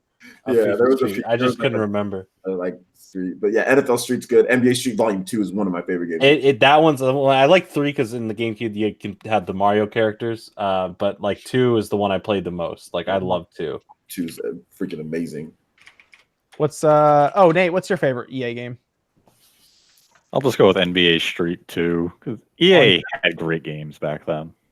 Yeah, it's tough to remember really how great they used to be and how much like diversity they had in their catalog. Isn't that a shame? Like how far they've fallen with that? Oh yeah, big shame. It's tricky. As it's tricky, there's no. I mean, dude, there's so much good stuff that EA. I don't know. Can I count Dead Space on there? Oh yeah, dude. Even up to Dead Space 3. People give Dead Space 3 a lot of crap. I had fun with it. I like that you can play it twice over if you play co-op and play as the other character because there's a complete different set of things that you hear and do as playing as him that you totally miss playing by yourself. I love those games. Dead Space is good and I want it to come back, but I know EA, since they still own the license, once they eventually do reboot it or whatever, it's gonna suck. I'm totally prepared for them to ruin it. Right. But hey, in Skate 3, you could play as Isaac from Dead Space in Skate 3, and in Dead Space 2, there was a poster on the wall in the one area, like this mall, that had like a future skate game poster in it. I thought that was really cool that those games co-worked with each other. Same universe, bro. Yeah, it's all the same universe. What's another Discord question? Witcher 3 on the Switch, if it actually makes it, how do we feel it's going to run? I mean, this isn't a case of Ark. If they're going to bring The Witcher 3 to Switch, they're going to make sure it is a quality port because they're not going to ruin the reputation of that game by releasing some 5 frames a second piece of shit. Yeah, it's really funny when if that happens, right? Because then we'll all be sitting around like, man, somehow Witcher 3 looks better than Ark on the Switch. All they really have to do is what happened with Witcher 2 for the Xbox 360. You just have to create loading zones. Yeah, no, you're right. Yeah. And just kind of condense the game a little bit, and it would be fine. Like it's not going to be a guaranteed. It's not going to be 1080p. Plus, rock solid frame. This will help fund for more Cyberpunk development time. What's other Discord question? Do you expect Pokemon Bank to be talked about at the Pokemon Direct or E3? Briefly. Yeah, I would say so. Yeah, they'll kind of probably demonstrate very quickly about where Pokemon can go and stuff, and then. Do you think it would be a good idea for the price of it to actually be included with the Nintendo Online? That's pretty generous. Yeah, because Creatures and Game Freak, they want their money. Yeah. I think it'll be a separate thing, unfortunately. Yeah, I think it's going to be separate because it's not just Switch; it's also other stuff. It's cloud for. What do you think? $15? Well, I think there's going to be the app will probably just be a subscription that you have on your phone, and they're going to go a subscription service. The Pokemon Bank, what was it? I think it was $5 a year for the per year. Yeah, so you pay a. So maybe it's like $10 a year. What happens? Like, you can store Pokemon there. Yeah. So if you stop paying, your Pokemon are just held in limbo. Yeah, mine are actually held in cyberspace. That is so messed up. Holy dude. That is I'm trying not to curse. I'm trying holding your Pokemon hostage. You worried about that? Yeah, dude. I mean, like, I'll pay, but like that's messed up, dude. I feel bad, dude. It's free your Pokemon, OJ. Jesus. Okay. Once I pay again, I'll get them back. They're just. I mean, I don't need them on the games anyway. They're neglected. No, they're fine. What's You dropped him off at daycare and he never came back. Dude, I feel bad for all my Pokemon. Remember Pokemon Ranch on the Wii? There are so many Pokemon I left in Pokemon Ranch. they just never came back. They never came back. I had legendaries in there. I had so many Pokemon. They're all just dead. They're all just dead. If I wasn't afraid of Game Freak coming for us, that would make a beautiful T-shirt. Just the bones of Pokemon. Pokebank version 1.0. What Evan? Haven't noticed Pokemon Let's Go on the top of sales charts lately. What is your take on its selling? I would definitely classify it as an evergreen title, but the sales numbers are too low to even consider it that. Isn't it like 12 million copies? I think nearly 11 million. 11 million almost. It's done fine. It's sold well enough, but I think this year's is obviously going to sell much better. Yeah. I don't know. I guess maybe just it wasn't for everyone in the first place. You could tell with the reception to that versus the reception to the Sword and Shield coming up. But it did seem to fall off the charts and everything. And I think more people are interested in the newer generation and all of that. So, we'll see. We'll see this year when that happens. But I just think maybe people are burned out on the original 151. And yeah, I mean, it sold 11 million. I think that it sold 11 million. Look at the game. It sold 11 million copies at $60. Or I think that's a win regardless. Oh, so that's a W no matter how you want. And it got technically 2 Switch bundles. That's a W no matter how you want to slice. If it stops selling from now to the end of time, I don't think the Pokemon company would care. You know how much money that is? That's insane amount of money for that type of game and that type of development. So I don't think they care. Which previously announced Switch game do you think we will see an unexpected delay at E3? Oh, this is one people have been kicking around because some people thought that Animal Crossing. I was just about to say I've heard that rumor. I don't know if they'll delay that because that's a big seller for them. I hope not. I will cry. I'll understand, but I will cry. The one that I would say could be delayed, and it might not be a big one. Daemon X Machina could be delayed. Oh, I was thinking Town. Town. We haven't heard anything about it. I do think there's a possibility it could be something major like Luigi's Mansion 3. Just something I feel like they have a lot of games in the oven. I feel like they may do a delay, not because it's unfinished, but because they want to make sure it has time to breathe. I would say Animal Crossing just because the reaction to it would probably be bigger than anything at E3. People would just be so devastated by it. That would hurt some people. Yes, you're right. Yes, very badly. Like Jordan's already on the verge I would of live tears. stream just me crying for an hour after the announcement of it being delayed. I'd watch and I'd sub. Yes. Twitch Prime, guys. Something's got to come out in January, right? What if Goose Game gets delayed? Bayonetta 3, January. Goose Game gets delayed. Yeah, what if Untitled Goose Game gets delayed till 2020? Hasn't it already been delayed multiple times? Shut up, you. What's another delay? What's another one? I think Animal Crossing would hurt, but pretty bad. I think Daemon X Machina is the one that could get delayed, just because I think they're gonna play around with the game some after the feedback they got. I think if it doesn't come out in August, if there is a delay for it, I think that's coming out as the second game in December along with Link. Otherwise, that could be the January game, Daemon X Machina. I feel like Bayonetta would work. Maybe Bayonetta could be February. I feel like Bayonetta is an early 2020 game between the first 3 months. What are the Discord questions we have, Evan? E3 predictions? I mean, that's a little too broad. Name one out there game you hope to see, and honestly, it would be Deep Down for the Switch. That is out there. Wow. That is the farthest out there I can possibly. I was just gonna say just Deep Down in general, but for the Switch, all right. all the newsways I've been editing where you're like, yo, get PlayStation footage. It's literally nothing but like people playing Deep Down, and every time I see it, I'm like, the hell? Like, why are they so serious about this? There you go. They got you again, Evan. You got to plug your PlayStation 4 in for that. Yeah, if it ever comes out. What the hell has Rocksteady been doing? I want another. The rumor that people are talking about now online is what you call it? Suicide Squad. They're making a Suicide Squad game. Apparently, that's the rumor people are talking about online. I think Jason Schreier mentioned that too. I want something in the universe again, whether it's a Justice League, whether it's another Batman. After Arkham or Night, whatever the last one was, it was good, but it was too much of that Batmobile. Damn it. Stop making me use it for everything. I just don't. I don't know. Maybe because originally people were like Superman, and I thought it'd be Superman. I thought so too. I thought they joked about that for years, like rumored it. Apparently, it's a games as a service game, so who knows? Maybe Rocksteady's working with the Retro on Metroid Prime 4. Oh man! Apparently, whatever they're going to show, they're really excited about it. So we'll see. Hopefully, it'll be good. But we'll see. Oh, another Discord question we have. The last one. What is your opinion of video games pushing a political message in its story? I think if it fits in, then sure. But if it's forced in, it's not. I think they're wasting their time then. It has to be woven in. It has to feel like it's part of the fabric and not just like and stamped. Doesn't the Division 2 deal with that kind of stuff? Yeah. Division 2 is very political. Obviously, one of my favorite games of all time is purely political. BioShock. BioShock is 100% big political statement.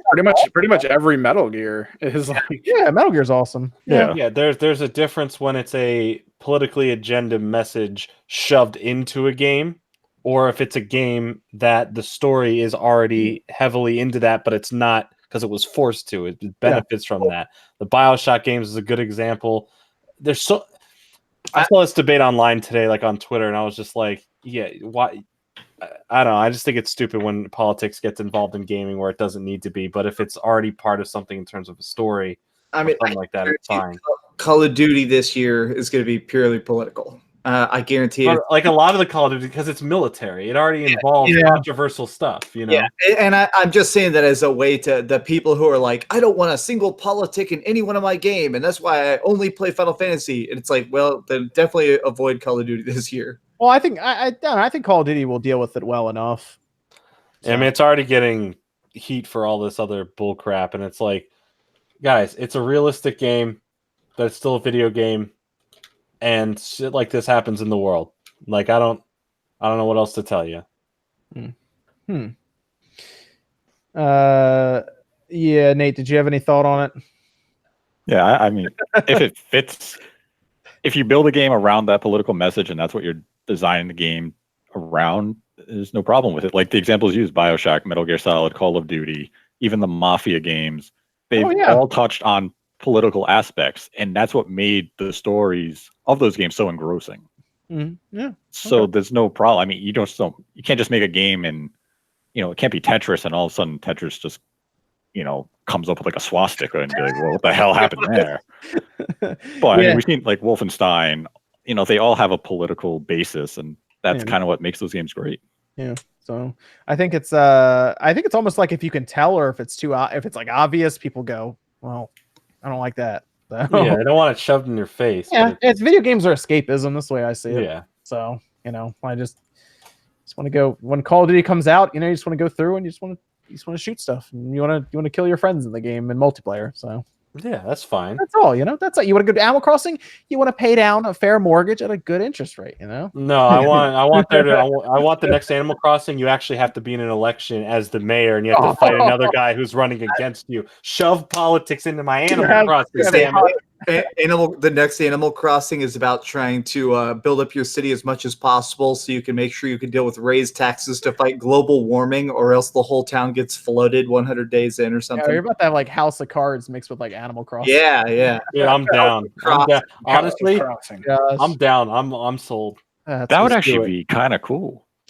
Like you could have like a crazy church where they sit there saying that fossil you dug up, the government planted it there because there's no such thing as dinosaurs. Animal Crossing town is only 600 years old. Oh man, that would be fun. Yes. This is what we needed, guys. That would actually be kind of hilarious if you had like a creationist walking around your town. Oh my gosh. Let me quickly go through here. What are your favorite nursery rhymes from Crazy? Is that for Sean? I guess, but Sean, I don't know what the hell are you talking about? That's a super. Is the wheels on the bus a nursery rhyme? I don't know any nursery rhyme. Yeah. All nursery rhymes have like a grim stories. Blacksleeve? Oh yeah, there was the ashes. Yeah, that's about the Black Death. That's right. And as a kid growing up, it's like a happy-go-lucky thing that everyone's singing on like a playground. You're swinging around like, yo. When you learn the real stuff, I'm like, that's dark. That's dark. This question's probably mostly related to the spam bots who were basically talking about their playgrounds. That makes sense. Mega Nerd says Skate 4 needs a good skate punk soundtrack. Like Tony Hawk Pro Skater 1 through 4. Tony Hawk Pro Skater 1 has an outstanding soundtrack. We can't play it on YouTube because we'll get destroyed, but it's good. It's good. I hope there's a good soundtrack for it. Can I break the fourth wall for a second? Sure. Yeah, do it. D-Dub, shut the fuck up. They just like picking fights. The boxing gloves are on. Here we go. I did see someone in chat saying right now that RGT is probably getting laid, and yes, let's also, as long as we're breaking the fourth wall, that's probably happening. Oh my gosh, that's Oh funny. my god! But I guess Holy shit! Did it need to be said, Nate? Yes. Jeez. I don't even know what's happening there, but all right. Oh man. Frosty says, "You think Pokeathlon will ever come back?" Pokeathlon. Is it like Zeldathon? There are a lot of Pokemon events like that happen. Pokemon Marathon. Yeah, it's it's type of competition involving Pokemon racing and similar athletic competition. Pokemon Dash. Pokemon Dash. Yo, Pokemon Dash 2. Ready. Ready. I'm ready. Yeah, I'm sure we can do that. Pokeathlon.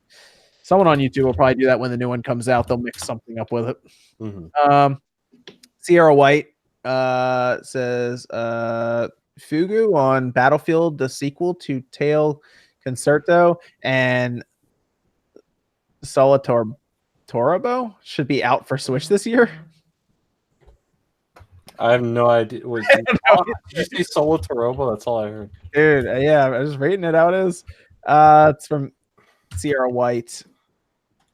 Nice. Okay. I'm sure that, yes.